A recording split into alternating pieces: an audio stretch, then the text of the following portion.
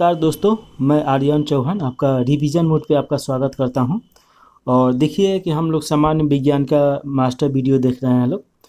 तो इसमें हम लोग अभी तक केमिस्ट्री का और बायोलॉजी का देख चुके हैं लोग। और उसके बाद देखिए कि पशुपालन का भी देख चुके हैं लोग। तो ये फिजिक्स का मास्टर वीडियो है, यानी भौतिकी शास्त्र। तो टोटल क्वेश्चन इसमें देख लिया जाएगा। उसके बाद जो एनसीईआरटी का सीरीज चल रहा है उससे कंटिन्यू किया जाएगा और फिर क्राउन का पढ़ाएंगे। तो फिर इसके बाद देखिए कि एनसीईआरटी का जो हम लोग देख रहे हैं लोग एनसीईआरटी सर, तो उसे पूरा देखा जाएगा बुक का। तो इसमें देखिए कि इसका अगर पीडीएफ पाना चाहते हैं तो रिवीजन मोड टेलीग्राम जो चैनल है वहाँ से डाउनलोड कर सकते हैं, या डिस्क्रिप्शन बॉक्स के लिंक में भी दिया गया है, तो वहाँ से भी डाउनलोड कर सकते हैं। तो चलिए स्टार्ट किया जाए। तो देखिए इसमें पहला क्वेश्चन पूछा जा रहा है, कार्य का मात्रक क्या है। तो देखिए कि जो मात्रक होता है 7 इसका मतलब मूल मात्रक होता है और 2 व्युत्क्रम मात्रक होता है, तो ये आपको याद रखना है। तो इसका राइट आंसर कार्य का मात्रक जूल हो जाएगा, तो ये आप याद रखेगा। और न्यूटन बल का होता है, तो ये आपको याद रखना है। बल का डाइन भी होता है, तो ये भी आप याद रख सकते हैं। इसके बाद देखिए दूसरा नंबर क्वेश्चन है, इसमें पूछा जाए प्रकाश वर्ष इकाई है। तो प्रकाश वर्ष किसका इकाई है। तो देखिए प्रकाश वर्ष जो होता है ये दूरी का इकाई है। प्रकाश से आप कन्फ्यूजन मत होइएगा। और देखिए कि प्रकाश वर्ष का मतलब क्या होता है कि एक साल में जितना दूरी प्रकाश तय करता है उसे एक प्रकाश वर्ष बोला जाता है। तो ये आपको याद रखना है। तो ऑप्शन नंबर ए इसका सही हो जाएगा। चलिए तीसरा क्वेश्चन देखिए, इसमें पूछ रहा है कि एम्पियर मात्रक है। एम्पियर किसका मात्रक है। तो इसका राइट आंसर सी हो जाएगा, विद्युत धारा का ये मात्रक है। तो ऑप्शन नंबर सी सही है। चलिए अगला क्वेश्चन जो पूछा जा रहा है 4 नंबर क्वेश्चन, इसमें पूछा जा रहा है निम्नलिखित में से समय का मात्रक नहीं है। तो कौन सा इसमें समय का मात्रक नहीं है। चौथा नंबर क्वेश्चन है। तो अभी हम लोग देखे हैं लोग कि प्रकाश वर्ष जो होता है ये दूरी का मात्रक होता है। तो ऑप्शन नंबर ये सी हो जाएगा, अधिवर्ष और चंद्रमास ये तो समय का मात्रक है। अगला क्वेश्चन है 5 नंबर क्वेश्चन, पार्सेक इकाई है। पार्सेक किसका इकाई है। तो इसका राइट आंसर ए हो जाएगा। पार्सेक जो होता है दूरी होता है। पार्सेक में दूरी मापा जाता है और एक पार्सेक अगर बराबर देखा जाए तो 3.26 प्रकाश वर्ष बराबर एक पार्सेक होता है। तो ये आपको याद रखना है। चलिए अगला क्वेश्चन है 6 नंबर क्वेश्चन पूछा जा रहा है, निम्नलिखित में से कौन सा एक सुमेलित नहीं है। तो इसमें देखिए कि कौन सा सुमेलित नहीं है। तो डेसिबल ध्वनि की प्रबलता मापा जाता है, ये तो सही है। अश्व शक्ति शक्ति की इकाई है, ये भी सही है। समुद्री मील दूरी की इकाई है, ये भी सही है। सेल्सियस उष्मा की इकाई है। सेल्सियस उष्मा का इकाई नहीं होता है, ऊर्जा का इकाई होता है।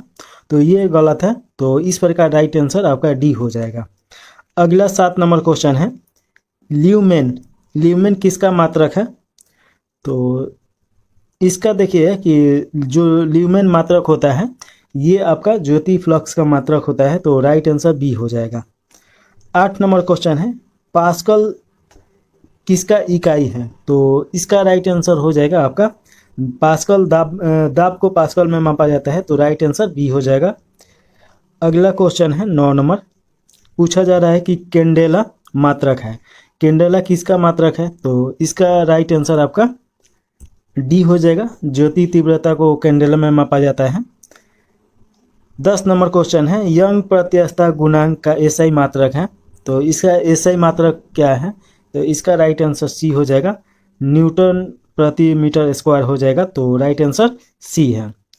11 नंबर क्वेश्चन देखिए, निम्नलिखित युग्मों में से किन भौतिक राशियों के समान विमीय सूत्र नहीं है।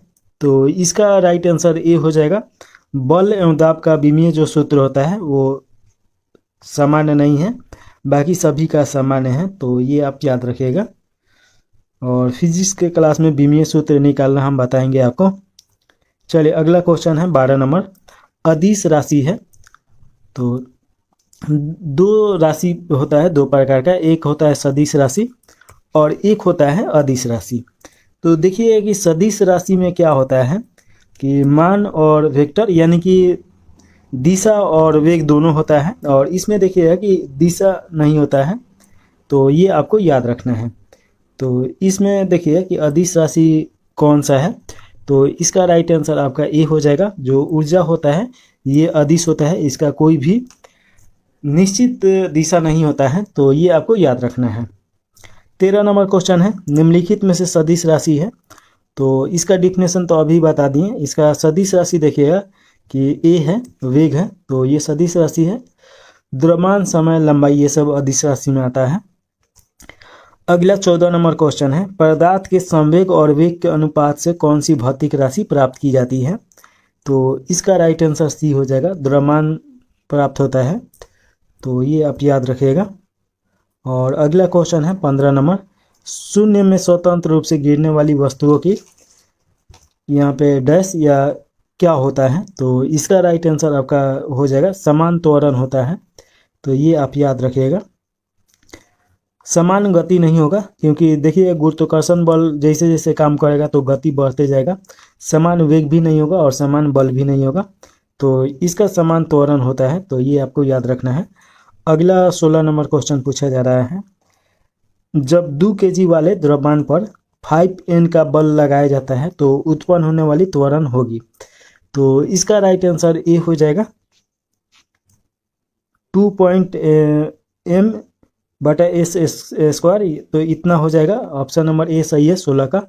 इसके बाद 17 नंबर क्वेश्चन देखेंगे लोग। इसमें पूछ रहा है कि किसी भी स्थिर या गतिशील वस्तु की स्थिति और दिशा में तब तक कोई परिवर्तन नहीं होता है जब तक कोई उस पर बाह्य बल सक्रिय न हो। यह है, तो ये न्यूटन का पहला नियम है, आप जानते हैं, तो ये आप याद रखिएगा, न्यूटन का विषयक प्रथम नियम। तो ऑप्शन नंबर ए सही है, कोई भी वस्तु अपनी समान अवस्था में रहता है जब तक कि कोई उससे बाहरी बल ना लगे। अगला क्वेश्चन पूछा जा रहा है, 18 नंबर क्वेश्चन है, रॉकेट डैश के सिद्धांत पे कार्य करता है, तो जो रॉकेट देखिए कि संवेग संरक्षण के सिद्धांत पे काम करता है, तो ऑप्शन नंबर डी सही हो जाएगा। आप कभी भी देखिए कि जो रॉकेट जैसे जा रहा होता है तो उसके पीछे आप धुंध दिखाई देता होगा, तो जितना स्पीड में धुंध नीचे की तरफ आएगा उतने ही स्पीड में रॉकेट ऊपर की तरफ जाता है, तो ये संवेग संरक्षण का सिद्धांत बताता है। अगला क्वेश्चन देखिएगा, 19 नंबर क्वेश्चन है, अश्व यदि एकाएक चलना प्रारंभ कर दे तो अश्वरोही के गिरने की आशंका का कारण है, यानी उसका क्या कारण है, तो इसका कारण हो जाएगा विश्राम जड़त्व हो जाएगा। गुरुत्वाकर्षण का पहला नियम काम करता है, तो ये आपको याद रखना है, ऑप्शन नंबर सी सही है। और गुरुत्वाकर्षण के पहला नियम को ही जड़त्व का नियम भी बोला जाता है, तो ये तो आपको पता ही होगा। 20 नंबर क्वेश्चन है, चलती हुई बस जब अचानक ब्रेक लगाती है तो उसमें बैठे हुए यात्री आगे की दिशा में गिरते हैं, इसको किसके द्वारा समझाया जा सकता है, तो इसका राइट आंसर बी हो जाएगा। ऑप्शन नंबर इसमें बी देखिएगा सही हो जाएगा, न्यूटन का पहला नियम हो जाएगा। तो न्यूटन का पहला नियम यही बताता है कि अगर कोई वस्तु स्थिर अवस्था में है तो वो जब तक स्थिर अवस्था में बनी रहेगी जब तक कि उस पर बाहरी कोई बल ना लगाया जाए, तो ये आपको याद रखना है। अगला क्वेश्चन है 21 नंबर क्वेश्चन, वह बल का गुणनफल है, तो बल का गुणनफल कौन सा है, तो इसका राइट आंसर बी हो जाएगा, द्रव्यमान और त्वरण हो जाएगा, ये बल का गुणनफल है, तो ये आपको याद रखना है। शरीर का वजन है, तो इसमें पूछा जा रहा है कि शरीर का वजन क्या है, 22 नंबर क्वेश्चन है, तो इसका राइट आंसर बी हो जाएगा, ध्रुवों पर अधिकतम होगा। पृथ्वी की सतह पर सभी जगह एक समान होता है, ये गलत है, सभी जगह एक समान कैसे होता है, ध्रुव पर अधिक होता है और विषुवत रेखा पे कम होता है। विषुवत रेखा पे अधिकतम होगा तो यहाँ पे कम होता है। मैदानों की तुलना में पहाड़ियों पर अधिक होगा, ये भी सही नहीं है, पहाड़ जैसे ऊपर की तरफ जाएगा तो गुरुत्वाकर्षण बल तो कम लगेगा, तो इसका जो भार होगा वो कम होगा वजन। चलिए इसके बाद देखिए अगला क्वेश्चन है, 23 नंबर क्वेश्चन पूछा जा रहा है, किसी मनुष्य का भार पृथ्वी पर यदि 600 N है यानी 600 न्यूटन है, तब चंद्रमा पर उसका भार कितना होगा, तो देखिए कि चंद्रमा पर भार 1/6 होता है, यानी कि ज़्यादा होता है, तो 1/16 होता है, सॉरी, तो इसका राइट आंसर 23 का हो जाएगा, आपका डी हो जाएगा। 100 n हो जाएगा। तो ऑप्शन नंबर डी सही है। अगला क्वेश्चन है, पृथ्वी की सतह पर किसी का भार 29.4 न्यूटन है, तो इसका द्रव्यमान कितना होगा। पृथ्वी की सतह पर किसी का भार 29.4 न्यूटन है, तो इसका द्रव्यमान कितना होगा। तो इसका राइट आंसर आपका बी हो जाएगा, 3 kg हो जाएगा। तो ये आप याद रखिएगा, लगभग में 3 kg होगा, लेकिन मान लीजिए 3 kg ही होगा। अगला क्वेश्चन है, एक अंतरिक्ष यात्री पृथ्वी तल की तुलना में चंद्र तल पर अधिक ऊंची छलांग लगा सकता है, क्योंकि यानी कि इसका क्या कारण होता है। तो इसका कारण देखिए कि ऑप्शन नंबर सी सही है। चंद्र तल पर गुरुत्वाकर्षण बल पृथ्वी तल की तुलना में कम होता है, यानी अल्प होता है, जिसके कारण आप उछलिएगा तो ज़्यादा उछल पाइएगा। तो ये आपको याद रखना है। अगला क्वेश्चन है, 1 किलोग्राम राशि का वजन होता है, तो 1 किलोग्राम राशि का वजन कितना होता है। तो इसका राइट आंसर आपका सी हो जाएगा, वो 9.8 n होता है। तो ऑप्शन नंबर सी सही है। चलिए अगला क्वेश्चन है, जड़त्व आघूर्ण व कोणीय त्वरण का गुणनफल होता है, तो इसका गुणनफल कितना होता है ये पूछा है। तो इसका राइट आंसर बी हो जाएगा, टॉर्क होता है। तो ये आपको याद रखना है। चलिए इसके बाद 27 के बाद 28 नंबर क्वेश्चन पूछा जा रहा है, जल के आयतन में क्या परिवर्तन होगा यदि तापमान 9 डिग्री सेल्सियस से गिरकर 3 डिग्री सेल्सियस कर दिया जाए। तो इसका राइट आंसर सी हो जाएगा, आयतन पहले घटेगा और बाद में बढ़ेगा। एक बार और देख लीजिए, जल के आयतन में क्या परिवर्तन होगा यदि अगर तापमान 9 डिग्री सेल्सियस से गिरकर 3 डिग्री सेल्सियस कर दिया जाता है। तो आयतन पहले घटता है, तो जैसे तापमान गिरेगा तो पानी जो होगा वो लिक्विड होगा। उसके बाद जैसे ये बर्फ़ बनेगा, क्योंकि 4 डिग्री से कम में आता है तो बर्फ़ बनना स्टार्ट हो जाता है। तो जैसे बर्फ़ बनेगा तो उसका आयतन बढ़ जाएगा। तो ये तो थोड़ा सा कंसेप्ट वाला क्वेश्चन है, इसको याद नहीं करना है, सिर्फ कॉन्सेप्ट समझ जाइएगा कि बर्फ़ का आयतन। ऐसे भी क्वेश्चन पूछता है कि जैसे पानी है, अगर वो ठोस में परिवर्तन हो जाए तो आयतन बढ़ेगा कि घटेगा, तो उस समय आयतन उसका बढ़ जाता है। या कोई पाइप देखिए कि ठंडा के दिन में जम जाने के कारण वो फट जाता है। तो ये भी क्वेश्चन पूछते रहता है। तो इसका राइट आंसर सी हो जाएगा 28 का। इसके बाद अगला जो क्वेश्चन है 29 नंबर है, एक बीकर में पानी पर बर्फ तर रही है, जब बर्फ पूरी तरह पिघल जाएगी तो बीकर में पानी का तल क्या होगा। तो इसका राइट आंसर आपका सी हो जाएगा, उतना ही रहेगा। थोड़ा सा इसका हम कंसेप्ट समझा देते हैं। मान लीजिए कि ये आपका कोई बीकर है और इसमें मान लीजिए कि पानी पहले से भरा हुआ है। जैसे कि मान लीजिए इसमें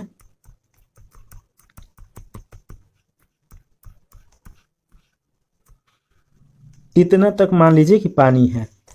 अब जैसे बर्फ़ का टुकड़ा इसमें डालिएगा ना, तो होगा क्या कि जितना बर्फ़ का भार रहेगा उतना तो ये वहाँ का जगह हटा देता है।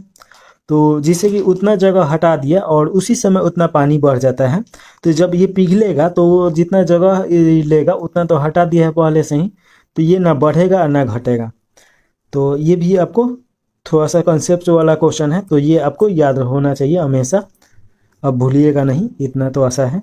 चलिए 29 के बाद 30 नंबर क्वेश्चन है, जब किसी बोतल में पानी भरा जाता है और उसे जमने दिया जाता है तो बोतल टूट जाती है। तो इसका कारण क्या होता है, अभी कंसेप्ट हम समझाए हैं। जैसे लिक्विड से आप ठोस में जाइएगा तो उसका आयतन बढ़ता है। तो इसका राइट आंसर हो जाएगा, पानी जमने पर फैलता है। तो ऑप्शन नंबर ए सही है। अगला क्वेश्चन है, सड़क पर चलने की अपेक्षा बर्फ पर चलना कठिन होता है। तो देखिए कि बर्फ पे कोई घर्षण होता ही नहीं है, तो वहाँ पे तो होगा ही।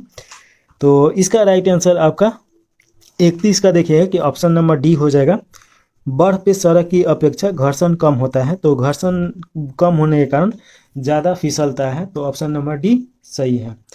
अगला क्वेश्चन देखिएगा कि अगला क्वेश्चन है 31 के बाद 32 नंबर क्वेश्चन पूछा जा रहा है, एक नदी में चलता हुआ जहाज समुद्र में आता है तब जहाज क्या होता है। तो देखिए कि नदी का जो पानी होता है मीठा पानी होता है, और वहीं पे आप देखिए कि समुद्र का पानी होता है नमकीन। तो जैसे कि मीठा पानी से नमकीन पानी में कोई भी चीज़ जाता है तो उसमें घनत्व तो ज़्यादा होता है, जिसके कारण वो थोड़ा सा ऊपर उठ जाता है। तो इसका राइट आंसर आपका 32 का बी हो जाएगा, थोड़ा ऊपर जाएगा, तो ऑप्शन नंबर बी सही है। 33 नंबर क्वेश्चन है, लोहे की कील पारे में क्यों तैरती है जबकि यह पानी में डूब जाती है? तो इसका राइट आंसर आपका सी हो जाएगा। लोहे का जो घनत्व होता है पानी से अधिक होता है और तथा पारे से कम होता है, इसी कारण ऐसा होता है। अगला 34 नंबर क्वेश्चन पूछा जा रहा है, पानी का घनत्व अधिकतम होगा, तो पानी का घनत्व अधिकतम कब होता है? तो इसका राइट आंसर हो जाएगा आपका 34 का, देखिए कि ऑप्शन नंबर बी सही है। 4 डिग्री सेल्सियस पे पानी का घनत्व जो होता है सबसे ज़्यादा होता है। 34 के बाद अगला क्वेश्चन है 35 नंबर, और इसमें पूछा जा रहा है कि वस्तु की मात्रा बदलने पर अपवर्तित रहेगा, यानी इनमें से कौन सा अपवर्तित रहेगा? तो देखिए वस्तु का मात्रा बदलने के बाद अपवर्तित जो रहेगा घनत्व रहेगा। मान लीजिए कि कोई ईंट है, तो अगर इसका मान लीजिए एक टुकड़ा कर दिया जाए तो उसका जो घनत्व है वो तो एक ही जैसा रहेगा, या उसका कितना भी छोटा टुकड़ा कीजिए या बड़ा टुकड़ा कीजिए तो इसका घनत्व नहीं बदलता है, बाकी सभी बदल जाता है। तो राइट आंसर 35 का डी हो जाएगा। अगला क्वेश्चन है 36 नंबर क्वेश्चन पूछा जा रहा है कि समुद्र में प्लवन करते आइसबर्ग का कितना भाग समुद्र की सतह से ऊपर रहता है? तो इसका राइट आंसर आपका बी हो जाएगा, 1/10 भाग ऊपर आता है। कोई भी देखिए कि जो आइस क्यूब होता है यानी बर्फ का टुकड़ा, वो किसी भी पानी में जल स्तर में अगर तैर रहा है तो इसका मतलब कि उसका 90% भाग जल के नीचे है और 10% भाग जल के ऊपर है। तो इसका राइट आंसर आपका बी हो जाएगा 36 का। अगला क्वेश्चन है, बर्फ के 2 टुकड़े को आपस में दबाने पर टुकड़े आपस में चिपक जाते हैं क्योंकि? तो इसका राइट आंसर है, दाब अधिक होने से बर्फ का गलनांक घट जाता है जिसके कारण दोनों चिपक जाते हैं। तो राइट आंसर इसका आपका ए हो जाएगा। इसके बाद 38 नंबर क्वेश्चन पूछा जा रहा है, हवाई जहाज से यात्रा करते समय पेन से स्याही निकलने लगती है, इसका क्या कारण है? तो देखिएगा कि जब भी ऊंचाई पे जाते हैं लोग या पर्वत पे या यानी ऊंचाई पे या हवाई जहाज में जाते हैं तो उस समय क्या होता है, वायु दाब में कमी आ जाता है जिसके कारण स्याही बाहर आ जाता है। तो ऑप्शन नंबर ए सही है। अगला क्वेश्चन है 38 के बाद 39 नंबर क्वेश्चन पूछा जा रहा है, ऊंचाई की जगहों पर पानी 100 डिग्री सेल्सियस के नीचे के तापमान पर क्यों उबलता है? तो इसका तो जानते ही हैं, इसका राइट आंसर ए हो जाएगा, क्योंकि वायुमंडलीय दाब कम हो जाता है अतः उबलने का बिंदु जो होता है वो नीचे आ जाता है। तो ये आपको याद रखना है। चलिए अगला क्वेश्चन पूछा जा रहा है,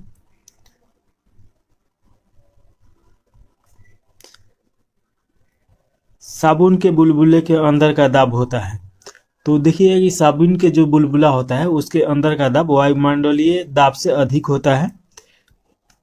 चलिए अगला 41 नंबर क्वेश्चन है, वायु दाब मापी की रीडिंग में अचानक गिरावट इस बात का संकेत करता है। तो थोड़ा सा हम एक चीज समझा देते हैं।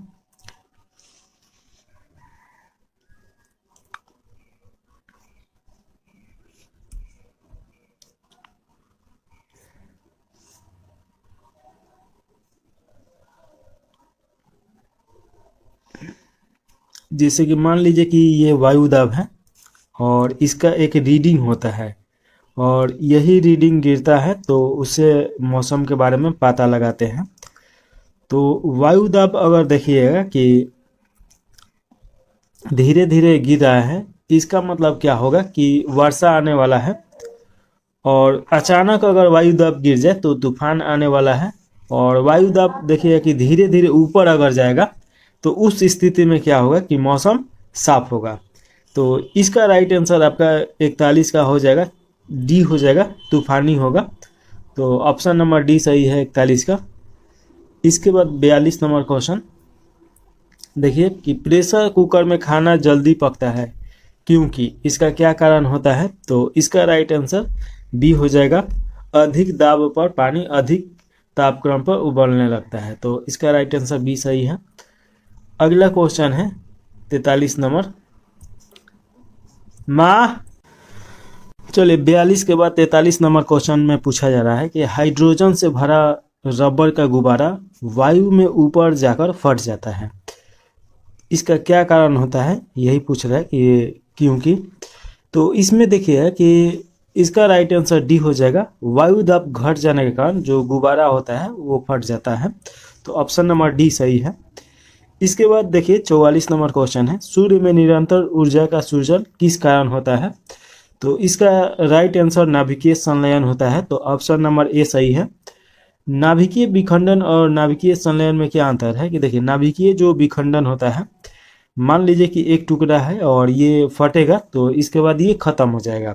लेकिन नाभिकीय संलयन में क्या होगा कि एक टुकड़ा, मतलब टुकड़ा नहीं, एक कण होता है, तो एक कण अगर टूटा तो फिर उसमें से अलग दो कण निकलेगा, फिर उसमें से बहुत सारा कण निकलेगा, ऐसे करके वो एक प्रक्रिया चलते रहता है। तो इसका राइट आंसर ए हो जाएगा 44 का। 44 के बाद 45 नंबर क्वेश्चन है, पूछा जा रहा है 45 नंबर, चाबी भरी घड़ी में कौन सी ऊर्जा संचित रहता है। तो इसका राइट आंसर आपका हो जाएगा स्थितिज ऊर्जा हो जाएगा। ऑप्शन नंबर बी सही है। अगला क्वेश्चन पूछा जा रहा है कि जब हम रबर के गद्दे वाले सीट पर बैठते हैं या गद्दे पर लेटते हैं तो उसका आकार परिवर्तन हो जाता है, ऐसे पदार्थ में पाया जाता है, यानी कौन सा उसमें ऊर्जा पाया जाता है। तो ये स्थिति ऊर्जा ही होता है। स्थितिज ऊर्जा उसे बोला जाता है जो अपने स्थिति के कारण, यानी स्थिरता के कारण उसमें ऊर्जा संचय कर लेता है। जैसे कि मान लीजिए कोई जल है तो एक ही जगह पे रहेगा तो वो स्थितिज ऊर्जा है, और उसके द्वारा ऊर्जा बनाया जाता है, जिससे वहाँ से टैंक वैंक लगा के। और मान लीजिए कि तीर से, जैसे कि धनुष रहता है, जब खींचा जाता है तो वो भी स्थिति ऊर्जा के अंतर्गत ही आता है। तो ये सब आपको थोड़ा सा ध्यान रखना है। इसके बाद अगला 47 नंबर क्वेश्चन पूछा जा रहा है, निम्नलिखित में से किसमें गतिज ऊर्जा नहीं है, यानी कि इसमें स्थित ऊर्जा कौन है और गतिज ऊर्जा के अंतर्गत नहीं आता है। तो इसका राइट हुआ आंसर देखिए डी हो जाएगा, खींचा हुआ धनुष में स्थित ऊर्जा होता है, और बाकी देखिए चली हुई गोली, चलता हथौड़ा, बहता हुआ पानी, ये सब में गतिज ऊर्जा होता है। चलिए 48 नंबर क्वेश्चन देखिए, जब एक चल वस्तु की गति दुगनी हो जाती है तो उसका गतिज ऊर्जा कितना हो जाता है। तो इसका राइट आंसर बी हो जाएगा, चौगुनी हो जाता है, यानी 4 गुना हो जाता है। तो ये आपको याद रखना है। अगला क्वेश्चन है 49 नंबर, निम्नलिखित में से कौन सा नियम इस कथन को वैध ठहराता है। और कथन दिया गया है कि द्रव का न तो सृजन किया जा सकता है और न ही विनाश किया जा सकता है। तो इसका राइट आंसर आपका हो जाएगा ऊर्जा संरक्षण का नियम हो जाएगा। ऑप्शन नंबर ए सही है। 49 के बाद हम लोग देखेंगे 50 नंबर क्वेश्चन, और इसमें पूछा जा रहा है, साइकिल चलाने वाला मोड़ लेते समय क्यों झुकता है, इसका क्या कारण होता है। तो इसका राइट आंसर आपका बी हो जाएगा, वह झुकता है ताकि गुरुत्व जो केंद्र होता है उसके आधार के अंदर बना रहे, वह उसे गिरने से बचाए। तो इसका राइट आंसर है, जब भी आप देखिएगा कि साइकिल चलाते हैं और किसी मोड़ पे मुड़ते हैं तो देखिए कि उसी तरफ जिधर आप मुड़ते हैं ठीक उसके विपरीत दिशा में आपका शरीर चला जाता है। इसका कारण क्या रहता है कि जो गुरुत्वाकर्षण बल है और उसका जो केंद्र है तो उसमें आप सामंजस्य स्थापित कर पाए। चलिए इसके बाद 50 के बाद 51 नंबर क्वेश्चन है, और इसमें पूछा जा रहा है, दूध से क्रीम निकालने में कौन सा बल लगता है। तो देखिए कि दूध से जब थोड़ा सा हम आपको समझा देते हैं कि कोई भी बल है, अगर मान लीजिए कि वो केंद्र के तरफ लगता है तो उसे केंद्रीय बल बोला जाता है। कोई भी आप काम कर रहे हैं और वो केंद्र के तरफ लगता है तो वो केंद्रीय बल होता है, और वही केंद्र के बाहर के तरफ लगता है, मान लीजिए कि आपका बल इधर लग रहा है तो उसे अपकेंद्रीय बल बोला जाता है। तो अब देखिए कि दूध जब मथा जाता है तभी उसमें से क्रीम निकलता है, तो वो क्या कर रहा है, केंद्र से बाहर जा रहा है। इसका मतलब कि कौन सा बल लगेगा, तो अभी केंद्रीय बल लगेगा। तो 51 का राइट आंसर देखिएगा कि आपका ए हो जाएगा, अपकेंद्रीय बल यानी अप मतलब बाहर जा रहा है, और वही रहता कि अंदर की तरफ आता तो अभिकेंद्रीय बल लगता। तो ये आपको याद रखना है। चलिए 52 के बाद, सॉरी 51 के बाद 52 नंबर क्वेश्चन है, जब एक पत्थर को चांद की सतह से पृथ्वी पर लाया जाता है तो उसमें क्या परिवर्तन आता है। तो हम आपको पहले ही बता दिए हैं कि हमेशा द्रव्यमान तो कहीं भी रहता है, क्योंकि कोई भी वस्तु का आंतरिक जो कण रहता है उसे द्रव्यमान बोला जाता है, और जो जिस पिंड का गुरुत्वाकर्षण बल जितना लगता है उसे भार बोला जाता है। तो इसका राइट आंसर 52 का राइट आंसर बी हो जाएगा। इसका भार बदल जाएगा परंतु द्रव्यमान नहीं बदलेगा। तो राइट आंसर बी सही है 52 का। 52 के बाद 53 नंबर क्वेश्चन पूछा जा रहा है, किसी लिफ्ट में बैठे हुए व्यक्ति को अपना भार कब तक मालूम पड़ता है। तो कब अधिक मालूम पड़ता है, सॉरी ये पूछ रहा है कि किसी लिफ्ट में बैठे हुए व्यक्ति को अपना भार कब अधिक मालूम पड़ता है। तो इसका राइट आंसर हो जाएगा जब लिफ्ट त्वरित गति से ऊपर जा रहा हो तब उस समय। तो ऑप्शन नंबर बी सही है। इसके बाद 54 नंबर क्वेश्चन पूछा जा रहा है कि इसमें क्वेश्चन है कि एक लिफ्ट में किसी व्यक्ति का प्रत्यक्ष भार वास्तविक भार से कम होता है जब लिफ्ट नीचे की तरफ आता है। थोड़ा सा समझ लिया जाए कि देखिए, जैसे कि मान लीजिए कि लिफ्ट ऐसे रहता है और ये ऊपर नीचे ले जाता है, तो इसमें अगर आप मान लीजिए कि यात्रा कर रहे हैं, तो अगर लिफ्ट स्थिर रहेगा तो आपका जो भार है वो सामान्य रहेगा, और लिफ्ट जब ऊपर की तरफ जाएगा इधर डायरेक्शन में, तब देखिएगा कि आपका जो भार रहता है वो अधिक महसूस होता है, और वही जब नीचे की तरफ आता है तो भार आपका कम महसूस होता है। तो ये तीनों याद रखिएगा। तो इसका राइट आंसर आपका हो जाएगा 54 का बी हो जाएगा, त्वरण के साथ नीचे, तो नीचे आएगा। तो इसके बाद 55 नंबर क्वेश्चन पूछा जा रहा है, पृथ्वी के गुरुत्वाकर्षण का कितना भाग चंद्रमा के गुरुत्वाकर्षण के सबसे नज़दीक है। तो इसका राइट आंसर आपका सी हो जाएगा, 1/6 भाग होता है। चलिए अगले का क्वेश्चन देखिए, लोलक की कालावधि होती है यानी टाइम पीरियड उसका क्या होता है। तो इसका राइट आंसर हो जाएगा 56 का बी हो जाएगा, लंबाई के ऊपर निर्भर करता है। तो लोलक का जो लंबाई होता है उस पर निर्भर करेगा कि वो ज़्यादा उसका कालावधि होगा या कम होगा। लोलक मतलब क्या होता है कि कोई भी चीज़ जो लटका होता है, या झूला ले लीजिए, ऐसे जो भी चीज़ होता है, तो उसमें जो देखिएगा कि इसका एक पीरियड होता है। अगर झूला को ऐसे खींचा जाए तो एक बार इधर जाएगा एक बार इधर आएगा, तो उसी को टाइम पीरियड बोला जाता है। तो लंबाई के ऊपर निर्भर करता है, ये जितना ज़्यादा होगा लंबा उतना ज़्यादा इसका समय अवधि ज़्यादा होगा, जितना छोटा होगा तो ये कम होगा। तो इसका ऑप्शन नंबर बी सही है। इसके बाद 57 नंबर क्वेश्चन पूछ रहा है कि लोलक घड़ियाँ गर्मियों में क्यों सुस्त हो जाती हैं।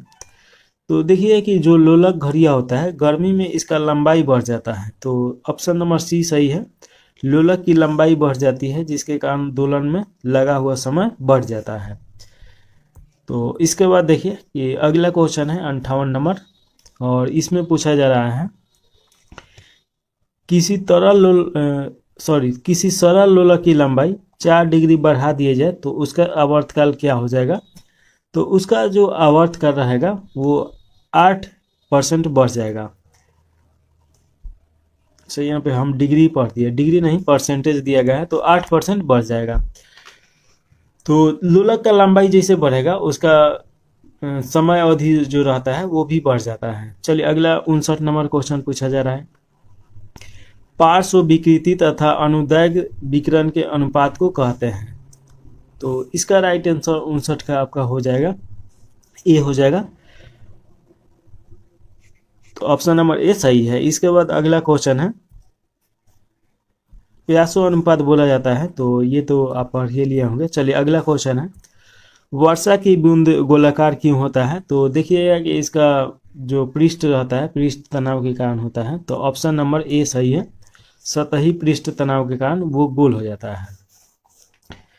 अगला क्वेश्चन है 60 के बाद 61 नंबर, और इसमें पूछा जा रहा है तेल दीप की बत्ती में तेल डैश के कारण ऊपर चलता है, तो इसका राइट आंसर केशिका क्रिया होता है। अब थोड़ा सा इसको हम समझाएं तो मान लीजिए कि देखिए कि जो दीपक होता है, या मान लीजिए कि जो तेल का दीप होता है, तो ऐसे मान लीजिए कोई है और इसमें से ये आपका दीपक है, जिसे बत्ती के रूप में हम लोग जानते हैं लोग। तो इसमें क्या होता है, इसमें देखिए कि छिद्र होता है, छोटा छोटा कण, और उसी के कारण ये धीरे धीरे धीरे धीरे चढ़ता है और इसको केशिका क्रिया बोला जाता है। तो राइट आंसर 61 का बी सही है। इसके बाद अगला क्वेश्चन जो है 62 नंबर। तो 62 नंबर क्वेश्चन पूछा जा रहा है कि श्यानता की इकाई क्या है। तो इसका राइट आंसर ए हो जाएगा। जो प्राइज होता है ये श्यानता का इकाई है, तो ऑप्शन नंबर ए सही है 62 का। इसके बाद 63 नंबर क्वेश्चन है, उत्प्लावकता से संबंधित वैज्ञानिक है। तो आर्किमिडीज के सिद्धांत जो है इसका दिया था, तो ऑप्शन नंबर ए सही हो जाएगा 63 का। 63 के बाद 64 नंबर क्वेश्चन देखिए कि महान वैज्ञानिक आर्किमिडीज संबंधित है, यानी कि ये किससे संबंधित है। तो इसका राइट आंसर हो जाएगा आपका 64 के बाद आप देखिएगा कि डी हो जाएगा, ग्रीस से ये संबंधित है। ध्वनि तरंगे की प्राकृतिक होती है। तो ये ध्वनि तरंग कैसा प्राकृतिक होता है, तो देखिए कि जो ध्वनि तरंग रहता है ये किसी न किसी माध्यम के द्वारा ही ट्रेवल कर पाता है। तो इसका राइट आंसर हो जाएगा 66 का आपका बी हो जाएगा, अनुदैर्घ्य होता है। तो अनुदैर्घ्य तरंग जब भी ट्रेवल करेगा तो किसी न किसी माध्यम का उपयोग करके ही करेगा। तो इसका राइट आंसर बी हो जाएगा। अगला क्वेश्चन है 66 नंबर, अपने डाउन पथ में अवरोधकों की पहचान के लिए चमगादड़ निम्नलिखित तरंगों में से कौन सी एक तरंग का उपयोग करते हैं। तो देखिए 66 का राइट आंसर सी हो जाएगा, परासौर तरंग का ये उपयोग करते हैं। और देखिए कि इसी तरंग के कारण ये रात में अपना शिकार कर पाते हैं। ये तरंग जब जाके किसी वस्तु से टकराता है तो उसका जो सुगंध रहता है तो इनके ये आ जाता है और उसके द्वारा वो अपने शिकार जान पाते हैं। अगला क्वेश्चन है 67 नंबर, और इसमें पूछा जा रहा है परासौर वे ध्वनियाँ होती है जिसकी आवृत्ति होता है।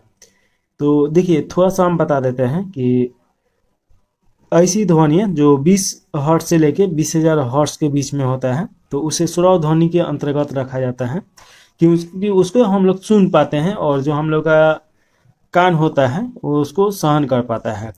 और 20,000 हर्ट्ज से जो ज़्यादा होगा उसे आपको पराश्रव में रखा जाता है, क्योंकि वो हम लोग नहीं सुन पाते हैं। तो पराश्रव ध्वनि नहीं सुन पाते हैं, हालांकि कुछ जानवर जो है लोग वो सुन पाता है लोग, जैसे कुत्ता बिल्ली सब हो गया लोग। तो इसका राइट आंसर ए हो जाएगा। अगला क्वेश्चन है 68 नंबर, और इसमें पूछा जा रहा है ध्वनि तरंगे है। तो ध्वनि तरंगे कौन सा तरंग है, तो इसका राइट आंसर ए हो जाएगा। ये लंबवत तरंग है, ऐसे ट्रेवल करता है, तो ये आपको याद रखना है 68 का ए। 69 नंबर क्वेश्चन है कि श्रव्य परिसरण में ध्वनि तरंगे की आवृत्ति होता है। तो अभी हम बताए हैं कि 20 हर्ट्ज से लेके 20,000 हर्ट्ज के बीच में होता है। अगला क्वेश्चन है 70 नंबर, वायु में ध्वनि की चाल 332 मीटर प्रति सेकेंड होती है। यदि दाब बढ़ाकर दुगना कर दिया जाए तो ध्वनि की चाल क्या होगी। तो इसका राइट आंसर हो जाएगा आपका 70 का बी हो जाएगा, 332 मीटर ही होता है। तो ये एक चीज़ आप याद रखिएगा कि दाब बढ़ाने पे या दाब घटाने पे ध्वनि पे कोई भी उसका उपयोगिता नहीं है, कोई भी प्रभाव वो नहीं डालता है। अगले का 71 नंबर क्वेश्चन है, ध्वनि की चाल अधिकतम होगी। तो देखिए ध्वनि का चाल अधिकतम होगा तो एक चीज़ आपको ध्यान देने वाला है कि ध्वनि किसी न किसी माध्यम से ट्रेवल करता है। तो मान लीजिए कि जिस माध्यम में ज़्यादा कण हो तो उसमें ज़्यादा ट्रेवल करेगा, और जिसमें कम हो तो वो कम ट्रेवल करेगा, और ये निर्वात में ट्रेवल नहीं करता है। तो ये भी क्वेश्चन पूछता है। देखिए कि प्रकाश जो होता है, प्रकाश निर्वात में भी ट्रेवल करता है, लेकिन ध्वनि जो होता है ये निर्वात में ट्रेवल नहीं करता है, क्योंकि इसका कोई ना कोई माध्यम चाहिए। और जितना ठोस होगा तो सबसे ज़्यादा ठोस में ट्रेवल करेगा, उसके बाद द्रव में करेगा और उसके बाद गैस में करेगा। तो ये आपको थोड़ा सा याद रखना है। तो इसमें आप देखिए कि इसके हिसाब से, ऑप्शन के हिसाब से 71 में आप देखिएगा तो इस्पात जो है इसमें ज़्यादा ट्रेवल करेगा क्योंकि ये ठोस है, तो ऑप्शन नंबर डी राइट हो जाएगा। अगला 72 नंबर क्वेश्चन पूछा जा रहा है और इसमें पूछा जा रहा है कि वायु में ध्वनि का वेग कितना होता है। तो अभी हम लोग देखे थे लोग ऊपर, वायु में ध्वनि का वेग जो होता है 332 मीटर प्रति सेकंड होता है, यानी कि 1 सेकंड में 332 मीटर ये ट्रेवल करता है। तो अगला क्वेश्चन देखिए 73 नंबर क्वेश्चन, 100 डेसिबल का शोर स्तर निम्न में से किसके संगत होगा। तो इसका राइट आंसर हो जाएगा आपका 73 का डी हो जाएगा, किसी मशीन की दुकान से आने वाली जो शोरगुल होता है तो ये हो जाएगा, या फैक्ट्री के जो देखिएगा फैक्ट्री ये सब रहता है उसका 110 होता है। आम बोलचाल का जो ये भाषा रहता है 35-40 के आसपास रहता है या 40-45 के इसके अंतर्गत होता है। तो ये भी क्वेश्चन आएगा आगे देखिएगा। 74 नंबर क्वेश्चन पूछ रहा है कि यदि सितार और बांसुरी पर एक ही स्वर बजाया जाए तो उससे उत्पन्न ध्वनि का भेद निम्नलिखित में अंतर के कारण किया जा सकता है। तो इसका राइट आंसर हो जाएगा 74 का डी हो जाएगा, केवल ध्वनि गुणता के कारण किया जा सकता है। तो ऑप्शन नंबर डी 74 का सही है। अगला क्वेश्चन 75 नंबर देखेंगे लोग, एक जेट वायुयान 2 मैक के वेग से हवा में उड़ रहा है, तो जब ध्वनि का वेग 332 मीटर प्रति सेकंड है तो वायुयान की चाल कितनी होगी।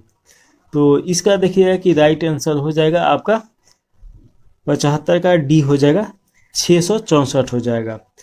तो देखिए ध्वनि का जो 1 मैक का चाल होता है वो वायु में ध्वनि का चाल होता है, तो 1 मैक बराबर कितना 332 हो जाएगा। तो 2 मैक होगा तो इसके में गुना कर दीजिए 2 से, और 3 मैक होगा तो 3 से गुना कर दीजिए, 4 होगा तो 4 से गुना कर दीजिए, आपका ऑप्शन में आंसर आ जाएगा। चलिए इसके बाद अगला क्वेश्चन है, डेसिबल इकाई का प्रयोग किया जाता है, तो डेसिबल में क्या मापा जाता है ये पूछा जा रहा है। तो इसका राइट आंसर हो जाएगा 76 का, देखिएगा कि सी हो जाएगा, ध्वनि की तीव्रता मापा जाता है। तो ऑप्शन नंबर सी सही है। 76 के बाद 77 नंबर क्वेश्चन है कि ध्वनि तरंगे किसके कारण प्रतिध्वनि उत्पन्न करता है, यानी कि इको उत्पन्न करता है। तो देखिए इको थोड़ा सा पहले समझ लिया जाए। जैसे कि कोई दीवार हो गया या कोई पर्वत हो गया, तो जब हम लोग बोलते हैं लोग तो उधर से वही आवाज़ रिटर्न आता है। जैसे आप हेलो चिल्लाइएगा तो उधर से आएगा हेलो का आवाज़, तो इसी को इको बोला जाता है। और इसका दूरी 17 मीटर होना अनिवार्य है, यानी कि दीवार से हो या पत्थर से हो तो 17 मीटर से ज़्यादा होगा तभी इको वहाँ पे साउंड करेगा। और देखिए कि जैसे हॉल रहता है तो उसमें खुरदुरा बना दिया जाता है, इको के कारण ही बनाया जाता है ताकि उसमें जो आवाज़ है गूंजे नहीं। तो ये भी आपसे क्वेश्चन पूछा जा सकता है। तो इसका राइट आंसर 77 का आपका सी हो जाएगा, परावर्तन के कारण, यानी टकरा के रिटर्न आता है तो उसे परावर्तन बोला जाता है। तो ऑप्शन नंबर 77 का सी सही हो जाएगा। अगला क्वेश्चन है 78 नंबर, सोनार अधिकांश प्रयोग में लाया जाता है, तो सोनार किस में प्रयोग में लाया जाता है। तो इसका राइट आंसर हो जाएगा आपका, देखिएगा कि 78 के बाद जो सोनार है तो ये आप देखिए नौचालन में लाया जाता है। जो पानी वाला जहाज होता है, तो जिसे कि थोड़ा सा समझा दे, तो मान लीजिए कि ये समुद्र है और ये समुद्र का पानी है और इसके अंदर कोई जहाज ऐसे जा रहा है, तो मान लीजिए कि कोई ना कोई ऐसा टेक्निक तो होना ही चाहिए कि अगर नीचे जहाज जा रहा है तभी तो आगे देख पाए। तो जो सोनार रहता है इसे ये रेडिएशन को छोड़ा जाता है और वो किसी वस्तु से टकरा के आता है तो उससे पता लगता है कि ये वस्तु यहाँ पे है। तो जी मछुआरे में भी देखिएगा कि सोनार रहता है और उसी के कारण पता लगता है कि कहाँ पे मछली है, लो कहाँ पे पर्वत है, तो ये सब पता लगता है। तो ये आपको याद रखना है कि नौचालनों में प्रयोग किया जाता है।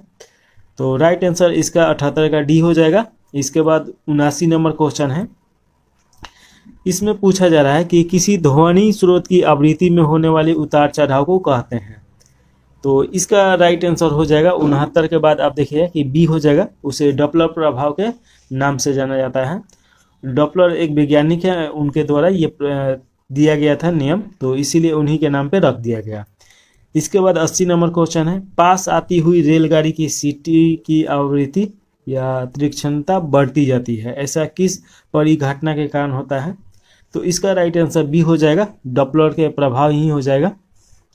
देखिए कि ट्रेन जैसे जैसे नज़दीक आता है तो उसका जो तीक्ष्णता रहता है वो धीरे धीरे वो बढ़ते जाता है, और जैसे दूर जाएगा तो देखिए कि उसका कम होते जाएगा। तो ऑप्शन नंबर बी सही है। इसके बाद देखिए 81 नंबर क्वेश्चन, इसमें पूछ रहा है कि केल्विन मान में मानव शरीर का समान तापमान कितना होता है।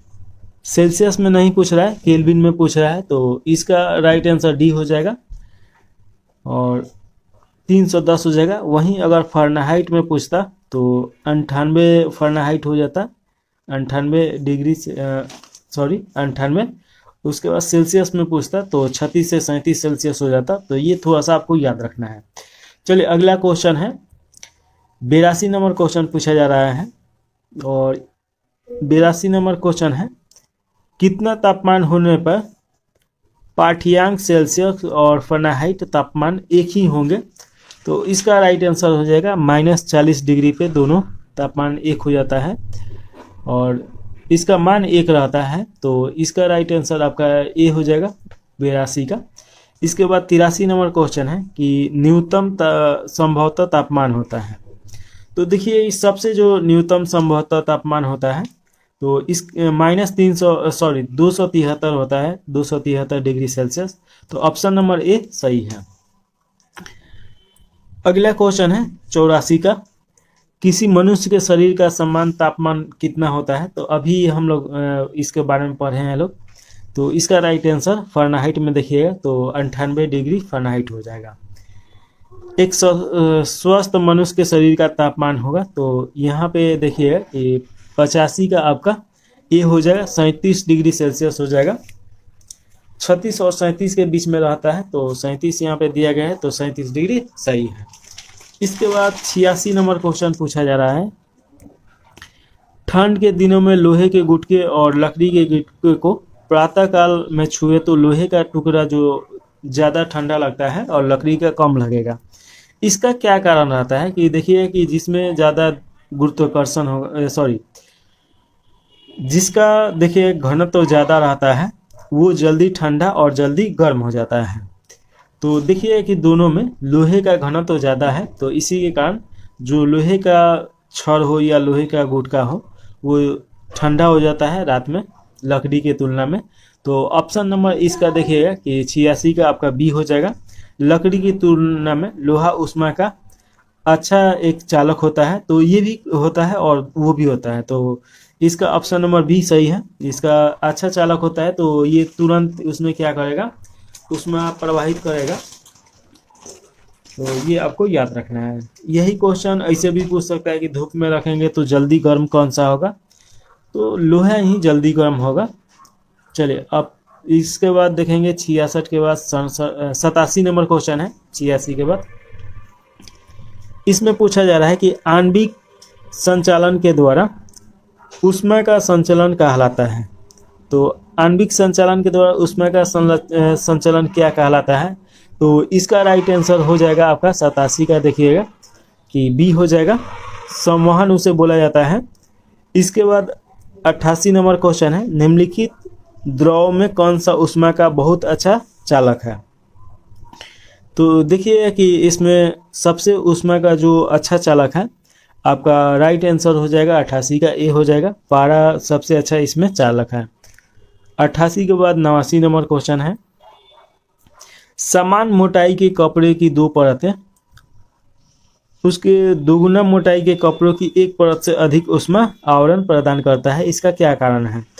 तो उसमें देखिए कि वायु उसे फंसा लेता है और उसमें वायु संचरण नहीं करने देता है, जिसके कारण देखिए कि दो चादर आप ओढ़ के सो जाइए तो वो अच्छा रहेगा किसी कंबल से। तो ये आपका राइट आंसर हो जाएगा 89 का।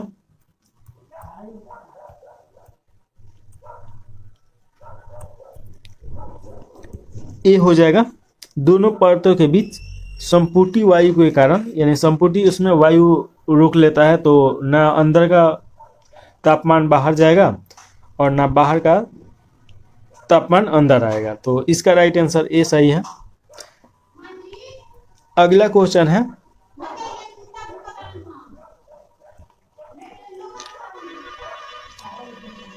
ग्रीष्म काल में हमें सफेद वस्त्र धारण करने की सलाह दी जाती है, क्योंकि इसका क्या कारण रहता है? तो इसका राइट आंसर सी हो जाएगा। सफेद वस्त्र ताप का कम अवशोषक होता है। वहीं पे आप देखिए कि जो काला वस्त्र होता है वो ज़्यादा अवशोषण करता है। तो आप देखिए कि ठंडा के दिन में काला वस्त्र पहनने का बोला जाता है और गर्मी के दिन में सफ़ेद वस्त्र पहनना ज़्यादा उसको पहनना ज़्यादा कंफर्टेबल होगा। तो ये आपको याद रखिएगा। चलिए अगला क्वेश्चन है 91 नंबर क्वेश्चन है कि न्यून तापमान का अनुप्रयोग होता है। तो इसका राइट आंसर हो जाएगा 91 का डी हो जाएगा। अंतरिक्ष यात्रा, चुंबकीय प्रत्यापन और दुर्मिति में होता है। तो ऑप्शन नंबर डी सही है। अगला क्वेश्चन है 92 नंबर, तेज हवा वाली रात्रि में ओस नहीं बनती है, इसका क्या कारण है? तो इसका कारण जो होता है देखिए कि वाष्पीकरण की दर तेज हो जाता है और जिसके कारण वो वाष्पीकरण बनता ही नहीं है, द्रव में वो बदलता ही नहीं है। तो ऑप्शन नंबर ए सही हो जाएगा। 92 के बाद हम लोग 93 नंबर देखेंगे। ठोस कपूर से कपूर वाष्प बनने की प्रक्रिया को कहते हैं। तो थोड़ा सा अगर हम समझें कि देखिए कोई वस्तु है, ये ठोस है और ठोस से अगर ये गैस में बदल जाता है तो इसे बोला जाता है ऊर्ध्वपातन। और मान लीजिए थोड़ा सा और अच्छा से हम समझा देते हैं, जिससे कि मान लीजिए ये पिंड है और ये ठोस है, तो ये अगर गैस में बदला तो इसे हम लोग क्या बोलेंगे? ऊर्ध्वपातन बोलेंगे। और वही देखिए कि ये गैस से अगर ठोस में बदलता है तो इसे क्या बोला जाता है?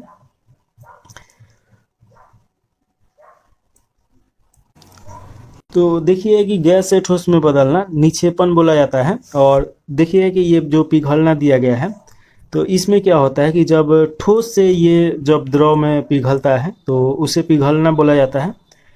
और वाष्पीकरण तो जानते ही हैं कि ये जब द्रव से भाप में बदलता है तो इसे बोला जाता है हिमकलन, उसे बोला जाता है जो द्रव से ठोस में बदलता है। तो ये सभी आपको याद रखना है। और ठोस से यहाँ पे कपूर जो है ये तो ठोस है और ये वाष्प में बदल रहा है, तो इसका राइट आंसर डी हो जाएगा। ऊर्ध्वपातन इसे बोला जाता है। तो 93 का डी हो जाएगा। चलिए अगला 94 नंबर क्वेश्चन पूछा जा रहा है और 94 नंबर क्वेश्चन में पूछा जा रहा है कि मनुष्य आर्द्रता से परेशान महसूस करता है, इसका निम्न में से उपयुक्त कारण क्या है? आर्द्रता होता है वायु में जो पानी होता है यानी नमी, तो उसी को आर्द्रता बोला जाता है। तो 94 का सी हो जाएगा। पसीना का आर्द्रता के कारण वाष्पित नहीं होता है। तो आर्द्रता ज़्यादा रहेगा तो पसीना सूखेगा नहीं। तो देखिए बरसात के दिन में जो गर्म मौसम होता है वो ज़्यादा परेशान करता है। तो ऑप्शन नंबर आपका सी हो जाएगा। 95 नंबर क्वेश्चन पूछा जा रहा है और 95 देखिए कि किसी द्रव का उसके क्वथनांक से पूर्व उसके वाष्प में बदलने की प्रक्रिया को क्या कहते हैं? तो इसका राइट आंसर ए हो जाएगा। वाष्पीकरण बोला जाता है। अगला देखिए कि 96 नंबर क्वेश्चन है, पहाड़ों पर पानी निम्नलिखित तापमान पर उबलने लगता है। तो 96 का देखिए कि इसका राइट आंसर ए हो जाएगा। 100 डिग्री सेल्सियस से कम जब रहता है तो वो उबलने लगता है। ऐसे नॉर्मल देखिए कि 100 डिग्री सेल्सियस पे पानी उबलता है, लेकिन पहाड़ पे क्या होता है कि दाब कम हो जाता है, जिसके कारण 100 से वो कम तापमान पे ही उबलने लगता है।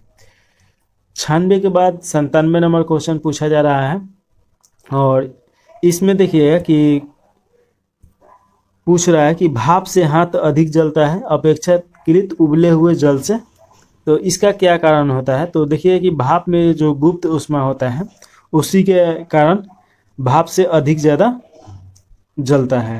यानी कि उबले हुए पानी से ज़्यादा गुप्त ऊष्मा भाप में होता है। तो ऑप्शन नंबर ए सही है। तो 97 का ए हो जाएगा। उसके बाद 98 नंबर क्वेश्चन है, ऊष्मागतिकी का प्रथम नियम किस अवधारणा की पुष्टि करता है? तो ऊष्मागतिकी का जो प्रथम नियम होता है ऊर्जा संरक्षण का नियम बताता है। तो ऑप्शन नंबर ए सही है 98 का। इसके बाद देखिए 99 नंबर क्वेश्चन, प्रकाश तरंग किस प्रकार की तरंग है? तो ये अनुप्रस्थ तरंग है, और अनुप्रस्थ तरंग रहता है तो ये किसी पे डिपेंड नहीं होता है, ये निर्वात में भी अपना ट्रेवल कर सकता है। तो देखिए जो प्रकाश होता है तो सूर्य से पृथ्वी पे आता है तो उसको निर्वात में भी चलना पड़ता है, और तो निर्वात में ये सबसे ज़्यादा स्पीड में चलेगा, क्योंकि ये खुद अपना जो इसका रास्ता रहता है ये फोटोन के रूप में बना के आता है। तो ऑप्शन नंबर इसका ए सही है 99 का। चलिए 99 के बाद 100 नंबर क्वेश्चन है, प्रकाश विकिरण की प्रकृति होती है? तो इसका राइट आंसर आपका सी हो जाएगा। तरंग एवं कण दोनों के समान होता है। तो ऑप्शन नंबर सी हो जाएगा।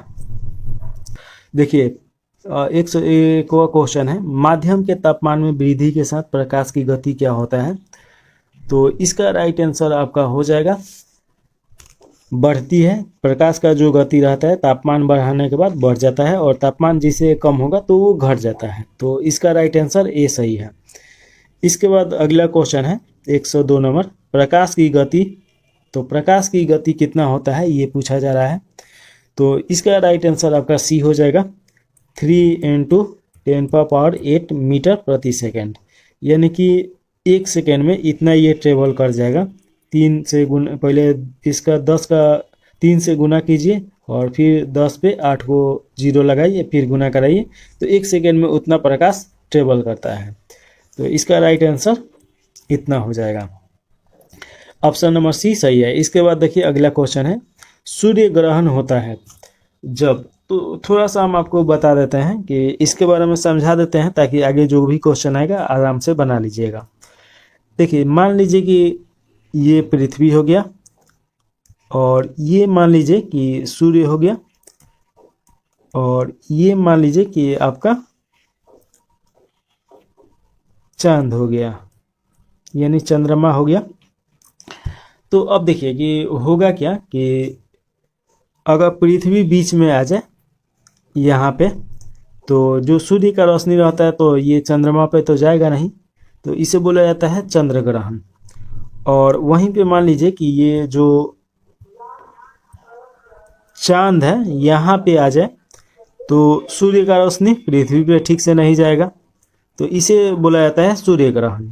यानी कि जब भी ग्रहण लगेगा सूर्य पे या चांद पे, पृथ्वी पे ग्रहण नहीं लगता है। हालांकि ये पृथ्वी ग्रहण बोलना चाहिए, जैसे चंद्र ग्रहण बोला जाता है, तो उसमें हम लोग नहीं जाएंगे। यहाँ पे देखिए, तो ये आपको समझ में आ गया होगा कि सूर्य ग्रहण और चंद्र ग्रहण में क्या अंतर है। तो देखिए सूर्य ग्रहण, इसका राइट आंसर हो जाएगा ए हो जाएगा। चंद्रमा सूर्य और पृथ्वी के बीच आ जाती है तो सूर्य ग्रहण होता है। अगला क्वेश्चन है, चंद्र ग्रहण घटित होता है? तो ये इसका राइट आंसर हो जाएगा, प्रत्येक पूर्णिमा को चंद्र ग्रहण होता है। तो ऐसा तो होता नहीं है, लेकिन पूर्णिमा के दिन होता है, तो ये आपको याद रखना है कि ऑप्शन नंबर बी सही है। पूर्णिमा के दिन चंद्र ग्रहण होता है, और चंद्र ग्रहण क्यों होता है अभी हम आपको बताए हैं। इसके बाद देखिए 105 नंबर क्वेश्चन है कि उचित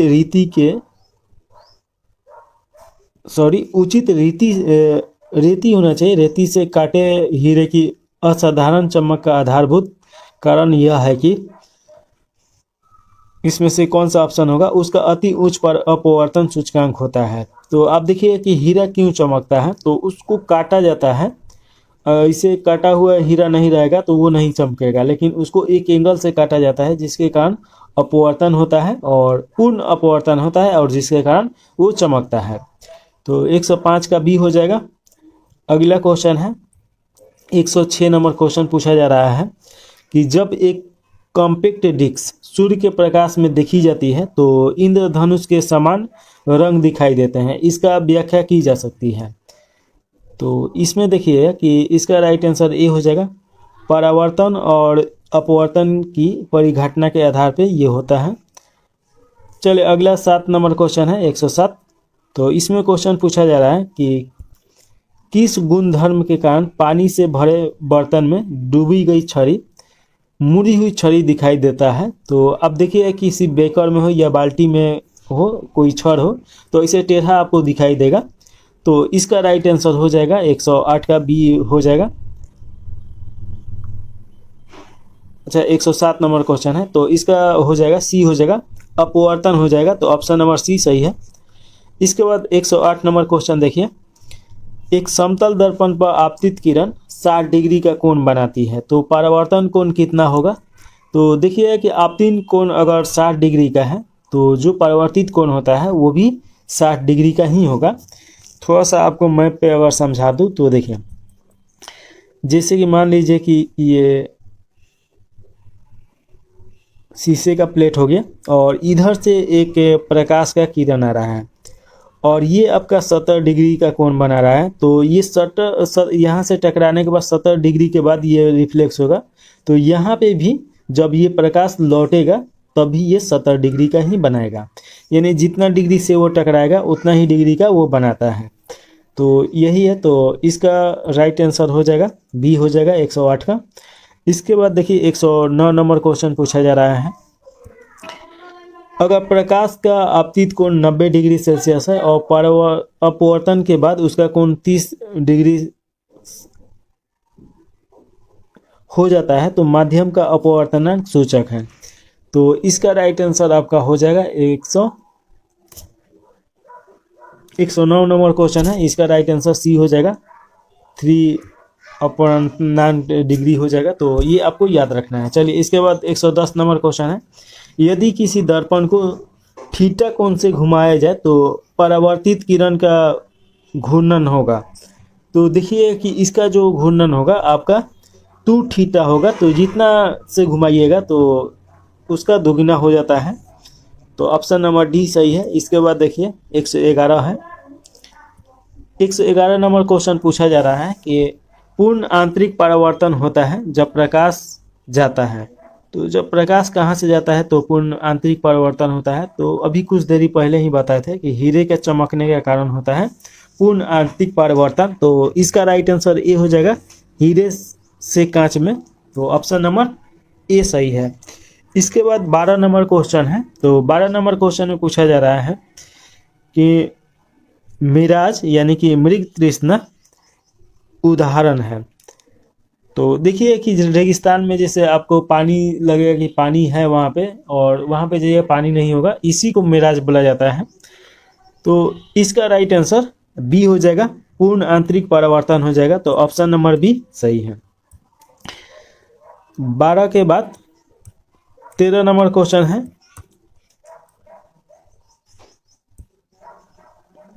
पेंट अथवा शरीर के अन्य आंतरिक अंगों के निरीक्षण के लिए प्रयुक्त तकनीक इंडोस्कोपी आधारित है। तो इसका राइट आंसर हो जाएगा 13 का 113 का, इसका ए हो जाएगा, पूर्ण आंतरिक परावर्तन हो जाएगा। 14 नंबर क्वेश्चन है, इसमें पूछा जा रहा है इंद्रधनुष डैश के कारण होता है। तो इंद्रधनुष देखिएगा, इंद्रधनुष जैसे कभी कभी आप बरसात के दिनों में देखते होंगे कि उस पर आसमान में एक रेनबो बन जाता है। तो वही पूछा जा रहा है कि ये इसका क्या कारण होता है। तो इसका परावर्तन और अपवर्तन दोनों कारण होता है। तो ऑप्शन नंबर इसका डी सही है 114 का। इसके बाद 115 नंबर क्वेश्चन है, आकाश का रंग नीला प्रतीत होता है, इसका क्या कारण है। तो आकाश देखिए कि नीला प्रतीत दिखाई देता है हम लोगों को, तो इसका प्रकीर्णन के कारण होता है कि आकाश का रंग नीला होता है। तो ऑप्शन नंबर सी इसका सही है। अब एक क्वेश्चन और आता है कि मान लीजिए कि कोई सैटेलाइट है और उस पे से कोई व्यक्ति यानी अंतरिक्ष से कोई व्यक्ति नीचे देखेगा तो अब भी नीला दिखाई देता है। तो देखिए कि जो पानी है पृथ्वी पे उसके कारण नीला दिखाई देता है। और क्वेश्चन ये भी पूछा गया कि अंतरिक्ष से अगर आसमान में देखा जाए यानी उसके ऊपर देखा जाए तो वो कैसा दिखाई देगा। तो वो काला दिखाई देगा। चलिए अगला क्वेश्चन है 116 नंबर क्वेश्चन, और ये पूछ रहा है कि वायुमंडल में प्रकाश के विसरण का कारण होता है। तो प्रकाश के विसरण का कारण आपका बी हो जाएगा। धूलकण जो होता है ये प्रकाश को विसरित कर देता है। जब ऊपर से प्रकाश आता है तो धूल, छोटा छोटा जो धूलकण रहता है उसको विसरित कर देता है। चलिए अगला क्वेश्चन है 117 नंबर क्वेश्चन। खतरे के संकेतों के लिए लाल प्रकाश का प्रयोग किया जाता है। तो देखिए कि लाल जो प्रकाश रहता है ये कम फैलता है, तो इसका राइट आंसर ए हो जाएगा। यानी फैलने का मतलब क्या है, प्रकीर्णन इसका कम होता है। जैसे कि ये मान लीजिए कि यहाँ पे अगर लाल प्रकाश है तो इसका जो फैलाव रहेगा वो कम रहेगा, और सबसे ज़्यादा जो ये रहता है वो बैगनी में रहता है। तो देखिए कि दूर से देखिएगा बैगनी धुंधला दिखाई देगा, क्योंकि उसका जो प्रकाश रहता है फैल जाता है। तो ये आपको याद रखना है। तो ऑप्शन नंबर ए 17 का सही है। अब 118 नंबर क्वेश्चन पूछा जा रहा है। समुद्र नीला प्रतीत होता है, तो इसका क्या कारण रहता है। तो देखिए कि आकाश के परावर्तन तथा जल के कणों द्वारा प्रकाश के प्रकीर्णन के कारण समुद्र नीला प्रतीत होता है। अगला क्वेश्चन है, अस्त होते समय सूर्य लाल दिखाई देता है। तो इसका राइट आंसर बी हो जाएगा। प्रकीर्णन के कारण लाल दिखाई देता है। चलिए इसके बाद अगला क्वेश्चन है 120 नंबर। साबुन के पतले झाग में चमकदार रंगों का बनना किस परिघटना का परिणाम है। तो इसका राइट आंसर ए हो जाएगा। बहुलित परावर्तन और व्युत्कीकरण के कारण ये होता है। अगला क्वेश्चन है 121। मोटर कार में पश्च दिश के लिए कौन सा दर्पण लगाया जाता है, यानी पीछे देखने के लिए। तो इसका राइट आंसर हो जाएगा 121 का डी हो जाएगा। उत्तर दर्पण लगाया जाता है। और वहीं पे देखिए कि आगे देखने के लिए आपका अवतल दर्पण लगाया जाता है, और जो ड्राइवर सीट रहता है और गाड़ी के अंदर जो लगाया जाता है तो वो समतल दर्पण रहता है। तो ये सभी आपको याद रखना है। और टॉर्च में देखिएगा कि टॉर्च में भी अवतल दर्पण लगता है, तो वो भी तो दूर का ही वस्तु देखने के लिए लगता है, यानी सामने का। तो 121 का डी हो जाएगा। अगला क्वेश्चन आ गया आपसे 122 नंबर क्वेश्चन है। दाढ़ी बनाने के लिए काम में लेते हैं, तो दाढ़ी बनाने में कौन सा जो दर्पण होता है उसे काम में लिया जाता है, ये पूछा जा रहा है। तो इसका राइट आंसर ए हो जाएगा। अवतल दर्पण लिया जाएगा। अगला क्वेश्चन है, मानव आँख की रेटिना पर कैसा प्रतिबिंब बनता है। तो देखिए कि जो प्रतिबिंब बनेगा वास्तविक बनेगा और उल्टा बनेगा। तो जब भी वास्तविक प्रतिबिंब बनेगा वो उल्टा ही रहता है, और मस्तिष्क उसे सीधा करके दिखाता है हम लोग को। अगला क्वेश्चन है 124 नंबर। 1.5 मीटर लंबे व्यक्ति को अपना संपूर्ण प्रतिबिंब देखने के लिए आवश्यक दर्पण की न्यूनतम लंबाई होगी।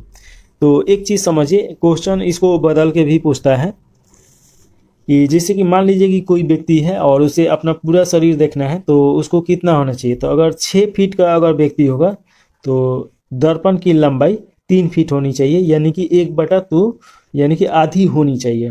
तो इसका आधा कीजिएगा तो इसका आधा 0.75 हो जाएगा, यानी 0.75 मीटर हो जाएगा। तो ऑप्शन नंबर बी इसका सही है। 124 के बाद 125 नंबर क्वेश्चन पूछा जा रहा है।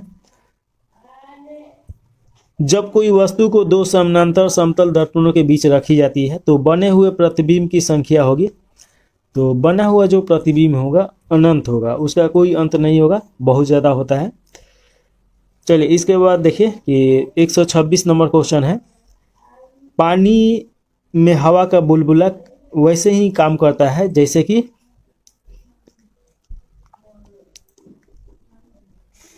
अवतल लेंस काम करता है। तो राइट आंसर आपका डी हो जाएगा। अभी इसमें हम लोग देखे थे लोग इसके वाला क्वेश्चन में, तो ये तो आसानी से आप समझ गए होंगे। अगला 27 नंबर क्वेश्चन पूछा जा रहा है कि धूप के चश्मे की क्षमता होती है। तो देखिए धूप के जो चश्मा का पावर होता है उसे डायोप्टर में मापा जाता है, ये सबसे पहले याद रखिएगा। और उसमें कोई पावर नहीं रहेगा तो उसको जीरो ही बोला जाएगा। तो धूप के चश्मा में जीरो पावर रहता है, तो ऑप्शन नंबर ए सही हो जाएगा। जीरो डायोप्टर होता है, तो ऑप्शन नंबर ए सही है। इसके बाद 128 नंबर क्वेश्चन पूछ रहा है कि यदि किसी ऐनक के लेंस का पावर +2 डायोप्टर हो तो उसके फोकस की दूरी होगी, तो उसका फोकस दूरी कितना होगा ये पूछा जा रहा है। तो इसका राइट आंसर सी हो जाएगा, 50 होता है, 2 डायोप्टर 50। और वहीं पे देखिए कि सबसे न्यूनतम फोकस दूरी जो होता है, यानी अच्छा तरीका से हम लोग देख सकते हैं, तो वो होता है 25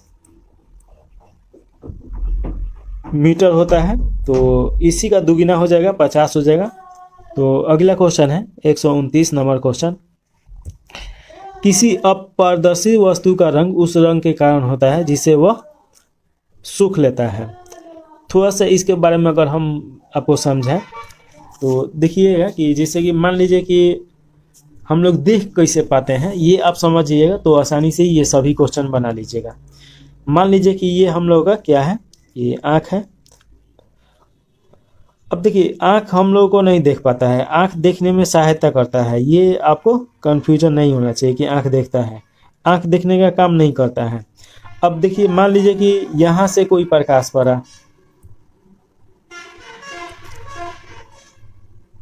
और यहाँ पे मान लीजिए कि कोई वस्तु रखा हुआ है, तो ये प्रकाश पड़ेगा इस पे और ये प्रकाश रिफ्लेक्स होके ये आँख पे पड़ता है और आँख क्या करता है कि इसे रेटिना पे भेजता है और वहाँ पे देखिए कि उल्टा और वास्तविक प्रतिबिंब बनता है और वहाँ से वो दिमाग को भेजता है। और दिमाग, ये जैसे बचपन से ही हम सीखते आ रहे हैं कि ये टेबल है, ये कुर्सी है, तो दिमाग उसको बताता है कि ये क्या है। तो देखने का काम दिमाग कर रहा है और ये जो आँख है इसका एक माध्यम है। तो इसका देखिएगा कि इस प्रक्रिया के द्वारा वो देखता है। तो अब इसका क्वेश्चन हम लोग आसानी से बता पाएंगे।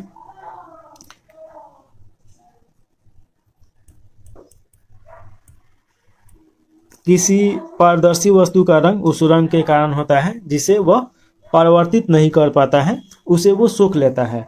अगर वो परिवर्तित कर दे, जैसे कि मान लीजिए कोई भी वस्तु है, तो ये अगर लाल है तो लाल क्यों है कि इसमें 7 रंगों का आ रहा है लेकिन 6 को ये क्या कर रहा है कि यहाँ से रिफ्लेक्ट कर दे रहा है, लेकिन एक को वो सोख लेता है। तो जिसे ये सोखेगा उसे लाल मतलब वो रंग का हो जाएगा। जैसे हरा रंग है तो हरा को वो सोख लिया, काला है तो काला को सोख लिया। तो ये आपको थोड़ा सा जानकारी होना चाहिए। तो इसका राइट आंसर आपका सी हो जाएगा 129 का। इसके बाद अगला क्वेश्चन है 130 नंबर, लाल कांच को अधिक ताप पर गर्म करने पर वो दिखाई देगा। तो लाल कांच को जब अधिक गर्म किया जाता है तो देखिए कि वो आपको हरा दिखाई देता है। तो ऑप्शन नंबर बी हो जाएगा।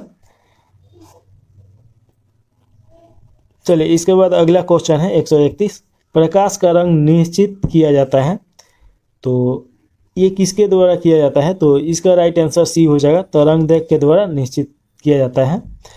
132 नंबर क्वेश्चन है, 3 रंग जो मूल रंग है, तो मूल रंग बताना है कि कौन सा मूल रंग है। तो इसका 132 का राइट आंसर हो जाएगा आपका बी हो जाएगा, नीला, हरा और लाल रंग मूल रंग के अंतर्गत आता है लोग। तो ऑप्शन नंबर बी सही है। सबसे कम तरंगदैर्घ्य वाला प्रकाश कौन सा है। तो इसका राइट आंसर डी हो जाएगा, जो नीला होता है ये सबसे कम तरंगदैर्घ्य होता है। तो ऑप्शन नंबर इसका डी सही है 133 का। इसके बाद अगला क्वेश्चन है 134 नंबर, जब प्रकाश के लाल, हरा और नीले रंग को समान अनुपात में मिलाया जाता है तो परिणामी रंग होगा, तो वो कौन सा रंग बनेगा। तो ये सफ़ेद रंग बन जाता है। तो ये आपको जरूर याद रखना है। 135 नंबर क्वेश्चन है, कमरे में किस प्रकार का लेंस उपयोग में लाया जाता है। तो सॉरी, कैमरा दिया है, तो कैमरे में किस प्रकार का लेंस उपयोग में लाया जाता है। तो इसका राइट आंसर हो जाएगा उत्तर लेंस उपयोग में लाया जाता है। तो ऑप्शन नंबर ए इसका सही है 135 का। इसके बाद 136 नंबर क्वेश्चन देखिए, आइरिस का क्या काम होता है। तो देखिए कि आंख में आने वाले प्रकाश की मात्रा को नियंत्रित करता है आइरिस। तो ऑप्शन नंबर ए सही है। यहाँ पे अब पूछ रहा है 137 नंबर क्वेश्चन, निकट दृष्टि दोष से पीड़ित व्यक्ति के चश्मे में प्रयोग किया जाता है। तो देखिए कि एक चीज़ हम आपको बता रहे हैं कि थोड़ा सा इसके बारे में समझा देते हैं। अगर निकट दृष्टि दोष है किसी को, तो उसे निकट का वस्तु तो अच्छा से दिखाई देगा, लेकिन दूर का वस्तु उसके साफ दिखाई नहीं देता है। और वहीं पे जब दूरदृष्टि दोष होता है तो दूर का वस्तु साफ दिखाई देता है, नज़दीक का वस्तु ठीक से नहीं दिखाई देता है। तो ये आपको याद रखना है।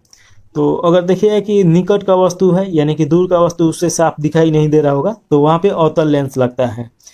और उसके बाद दूर दृष्टि दोष रहेगा तो वहाँ पे उत्तल लेंस लगेगा। तो 137 का राइट आंसर आपका सी हो जाएगा। अवतल लेंस यहाँ पे काम करेगा, तो ऑप्शन नंबर सी सही है। और वही क्वेश्चन फिर पढ़ के पूछ दिया कि दूर दृष्टि निवारण के लिए काम में लिया जाता है, तो दूर दृष्टि के लिए कौन सा होगा? उत्तल दर्पण होगा। तो राइट आंसर बी हो जाएगा इसका 138 का।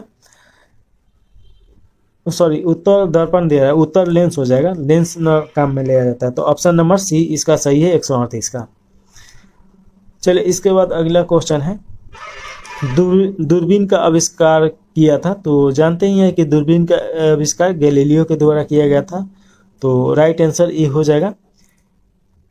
139 नंबर क्वेश्चन है, तो 139 का ए हो जाएगा। उसके बाद एडिसन के द्वारा बल्ब का आविष्कार किया गया था। ग्राहम बेल के द्वारा आपका टेलीफोन का आविष्कार किया गया था। तो ये आपको याद रखना है। 139 के बाद हम लोग अगला क्वेश्चन 140 नंबर देखेंगे लोग। तो देखिए 140 पूछ रहा है, आँख की रेटिना के परंपरागत कैमरा के निम्नलिखित में से किस भाग से तुलना की जा सकती है? तो इसका राइट आंसर हो जाएगा 140 का ए हो जाएगा। फिल्म से किया जा सकता है जो कैमरा रहता है। देखिए फिल्म में रंगीन दिखाई देता है, तो आँख जो होता है तो ये भी जो रहता है ये भी तो रंगीन दिखाई देता है। तो ऑप्शन नंबर ए सही है। अगला 41 नंबर क्वेश्चन है, किसी आवेशित चालक का संपूर्ण आवेश उसके कितना होगा ये पूछा जा रहा है। तो इसका राइट आंसर बी हो जाएगा, बाहरी पृष्ठ पर रहता है। तो ऑप्शन नंबर बी सही है। अगला क्वेश्चन है 142, वस्तुओं का आवेशन किसके स्थानांतरण के फलस्वरूप होता है? तो इसका राइट आंसर ए हो जाएगा, इलेक्ट्रॉन के फलस्वरूप होता है। तो ऑप्शन नंबर ए सही है।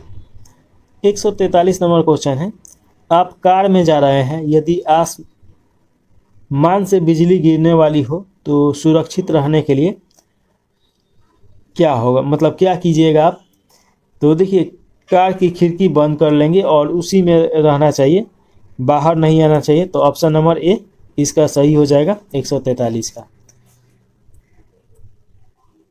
चलिए इसके बाद अगला क्वेश्चन है 143 के बाद 144 नंबर क्वेश्चन पूछा जा रहा है, दो स्थिर आवेशों के बीच लगने वाला बल उसकी मात्राओं के गुणनफल के अनुक्रमानुपाती तथा उसके बीच की दूरी के वर्ग के व्युत्क्रमानुपाती होता है। तो यह नियम क्या बता रहा है, यही पूछा है। तो इसका राइट आंसर आपका सी हो जाएगा, कूलॉम का नियम ये प्रदर्शित कर रहा है। चलिए अगला क्वेश्चन है 145 नंबर क्वेश्चन पूछा जा रहा है। इसमें पूछा जा रहा है कि किसी विद्युत परिपथ में इकाई धन आवेश को एक बिंदु से दूसरे बिंदु तक ले जाने के लिए किए गए कार्य द्वारा मापा जाता है। तो उन बिंदुओं के बीच की डैश है, यानी कि वो विभवांतर मापता है। तो ऑप्शन नंबर बी ये सही है। ये तो बहुत इजी क्वेश्चन है। तो 145 का आपका बी हो जाएगा। और 146 नंबर क्वेश्चन देखिए, सर्वाधिक विद्युत चालकता वाला तत्व है। तो ये तो आप सब कोई जानता है कि चांदी हो जाएगा। ऑप्शन नंबर ए सही है।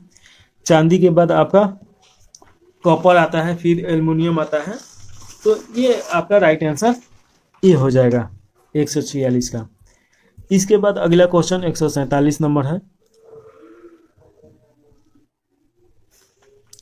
अति चालकता का लक्षण होता है। तो अति चालकता का देखिएगा, जिसमें उच्च परमगमता होता है तो उसमें अति चालकता का लक्षण होता है। तो ऑप्शन नंबर ए सही हो जाएगा 147 का।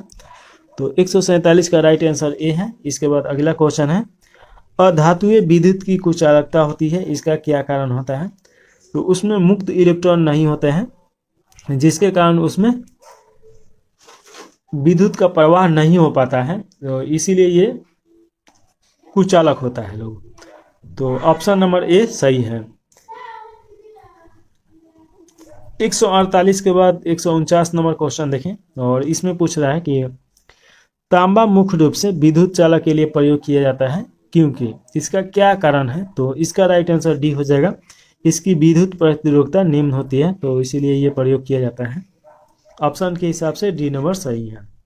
149 के बाद 150 नंबर क्वेश्चन पूछा जा रहा है कि आपस में जुड़ी दो आवेशित वस्तुओं के बीच विद्युत धारा नहीं बहती है यदि वे होते हैं। अगर वे समान विभव के रहते हैं तो उसमें प्रवाहित नहीं होता है, तो ऑप्शन नंबर सी ये सही है।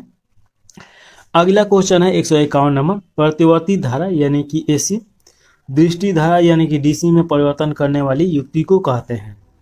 तो इसका राइट आंसर आपका सी हो जाएगा। रेक्टिफायर बोला जाता है उसे। ऑप्शन नंबर सी सही है 151 को।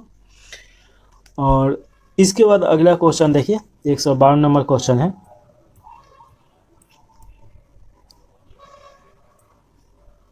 विद्युत फिटिंग्स में एक तार को भूसंपर्कित किया जाता है, इसका क्या कारण होता है? तो इसका राइट आंसर ये हो जाएगा। लघु परिपथ या लघु पथन हो जाए तो धारा भूमि में चली जाए। तो ये आप याद रखिएगा कि शॉर्ट सर्किट से बचने के लिए ये तार लगाया जाता है।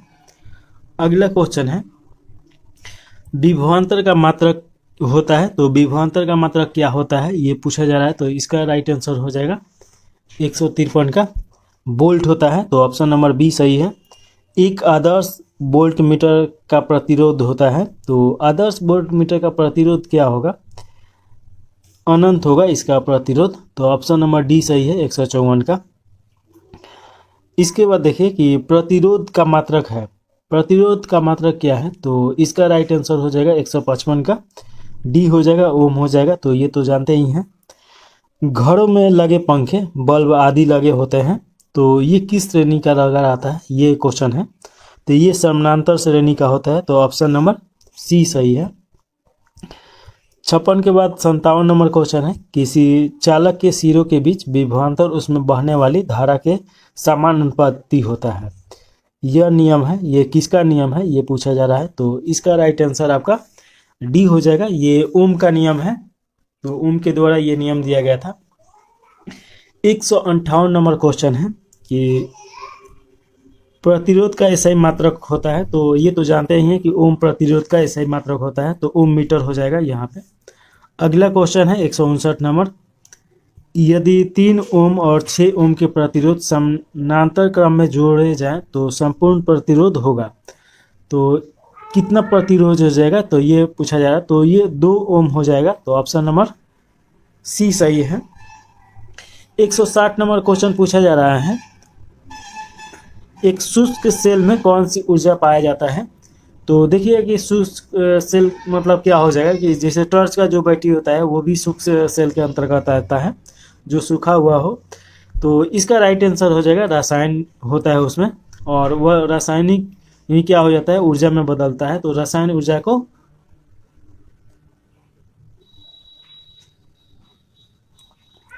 उसमें में बदलता है, यानी ऊर्जा में, रसायन को ऊर्जा में बदलता है। तो ये भी क्वेश्चन आता है, तो ऑप्शन नंबर इसका सी हो जाएगा। 161 नंबर क्वेश्चन देखिए, इसमें पूछा जा रहा है कि एक समान शुष्क सेल में विद्युत अपघटक होगा। तो समान शुष्क सेल में विद्युत अपघटक जो होता है अमोनियम क्लोराइड का होता है, तो ऑप्शन नंबर सी इसका सही हो जाएगा। लिथियम ये सब लगाया जाता है, जो जैसे कि महंगा वाला जो बैटरी आ गया, जैसे मोबाइल वोबाइल हो गया, तो उसमें लिथियम लगाया जाता है, बाकी अमोनियम क्लोराइड से ही काम चलता है। तो 61 का सी हो जाएगा। इसके बाद 62 नंबर क्वेश्चन देखिए, और इसमें पूछ रहा है कि एक कार बैटरी में प्रयुक्त विद्युत अपघटक होता है, तो ये सल्फ्यूरिक अम्ल होता है, तो ऑप्शन नंबर ए सही है। 163 नंबर क्वेश्चन देखिए, वोल्टीय सेल के आविष्कारक हैं। तो वोल्टीय सेल देखिए कि एलिजांड्रो वोल्टा होंगे और इन्हीं के नाम पे रखा गया है, तो ऑप्शन नंबर सी सही है। शुष्क सेल होता है, तो ऑप्शन इसका देखिए कि राइट आंसर हो जाएगा, प्राथमिक सेल में इसे गिना जाता है। 165 नंबर क्वेश्चन पूछा जा रहा है, लोहे के ऊपर जिंक की परत चढ़ाने को क्या कहा जाता है? तो इसे गैल्वेनाइजेशन बोला जाता है, तो ऑप्शन नंबर ए आपका सही हो जाएगा। 165 का राइट आंसर ए सही है। इसके बाद 66 नंबर क्वेश्चन देखिए, वैद्युत अपघटक संबंधित नियम किसने प्रतिपादित किया था? तो देखिए कि फैराडे के द्वारा ये किया गया था, तो ऑप्शन नंबर बी सही हो जाएगा। 167 नंबर क्वेश्चन है, विद्युत फ्यूज में इस्तेमाल किए जाने वाले मिश्र धातु में है, तो कौन सा है? तो इसका राइट आंसर सी हो जाएगा। निम्न विशिष्ट प्रतिरोध और निम्न गलनांक होना चाहिए, तो ऑप्शन नंबर सी सही है। 167 के बाद 168 नंबर क्वेश्चन में पूछा जा रहा है,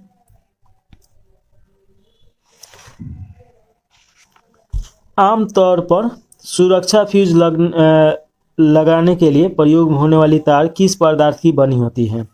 तो ये देखिए कि जो फ्यूज होता है सुरक्षा फ्यूज, तो ये टीन और शीशे का बनता है, तो ऑप्शन नंबर डी सही हो जाएगा। इसके बाद 169 नंबर क्वेश्चन पूछ रहा है, बिजली के बल्ब का फिलामेंट किस धातु से बना होता है? तो देखिए बिजली का जो बल्ब होता है वो टंगस्टन से बना होता है, तो ऑप्शन नंबर डी सही है। 170 नंबर क्वेश्चन है कि विद्युत हीटर का एलिमेंट निम्नलिखित में से किस धातु का बना होता है? तो ये तो आप जानते ही हैं, नाइक्रोम का बना होता है, ऑप्शन नंबर ए सही हो जाएगा। अगला क्वेश्चन, यदि 100 वाट वाले 10 बल्ब प्रतिदिन 1 घंटा जलते हैं तो प्रतिदिन विद्युत ऊर्जा के उपयोग का मान होगा, यानी कि कितना होगा? तो ऑप्शन नंबर ए हो जाएगा 1 यूनिट।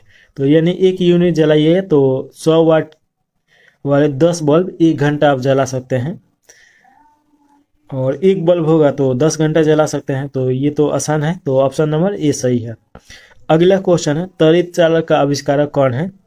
तो बेंजामिन फ्रैंकलिन, ये तो आप जानते हैं, ऑप्शन नंबर सी इसका राइट आंसर हो जाएगा 172 का।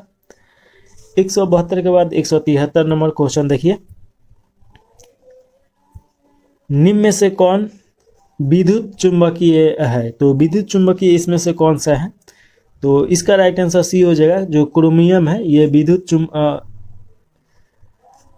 चुंबकीय नहीं पूछ रहा है, विद्युत अनुचुंबकीय पूछ रहा है। वही हम बोल रहे हैं कि ये निकेल, कोबाल्ट और तांबा ये सब तो इसमें से प्रवाह होता है, तो क्रोमियम हो जाएगा। सॉरी, क्वेश्चन पढ़ने में थोड़ा सा समस्या हो गया था, तो इसका राइट आंसर सी है। अगला क्वेश्चन है 174 नंबर, निम्न में से कौन प्रति चुंबकीय है? तो इसमें राइट आंसर हो जाएगा बी हो जाएगा। बिस्मथ जो होता है ये प्रति चुंबकीय होता है। 175 नंबर क्वेश्चन है, विद्युत धारा का चुंबकीय प्रभाव सर्वप्रथम अवलोकित किया गया, तो इसका राइट आंसर बी हो जाएगा, और स्टेट के द्वारा किया गया था। तो इसमें कुछ समझाने वाला आ नहीं रहा है, और इस समय समझाएंगे तो वो बड़ा टॉपिक है, तो यहाँ पे हो नहीं पाएगा। जो आसानी से समझाया जा सके तुरंत, तो वो उसी पे हम लोग चर्चा करेंगे लोग, बाकी ऐसे ही देखेंगे लोग। तो अभी देखिए कि कितना पढ़े हैं। चलिए, इसके बाद 176 नंबर क्वेश्चन है, विद्युत चुंबकीय प्रेरण के नियमों का उपयोग निम्न में से किसको बनाने में प्रयोग किया जाता है या उपयोग किया जाता है?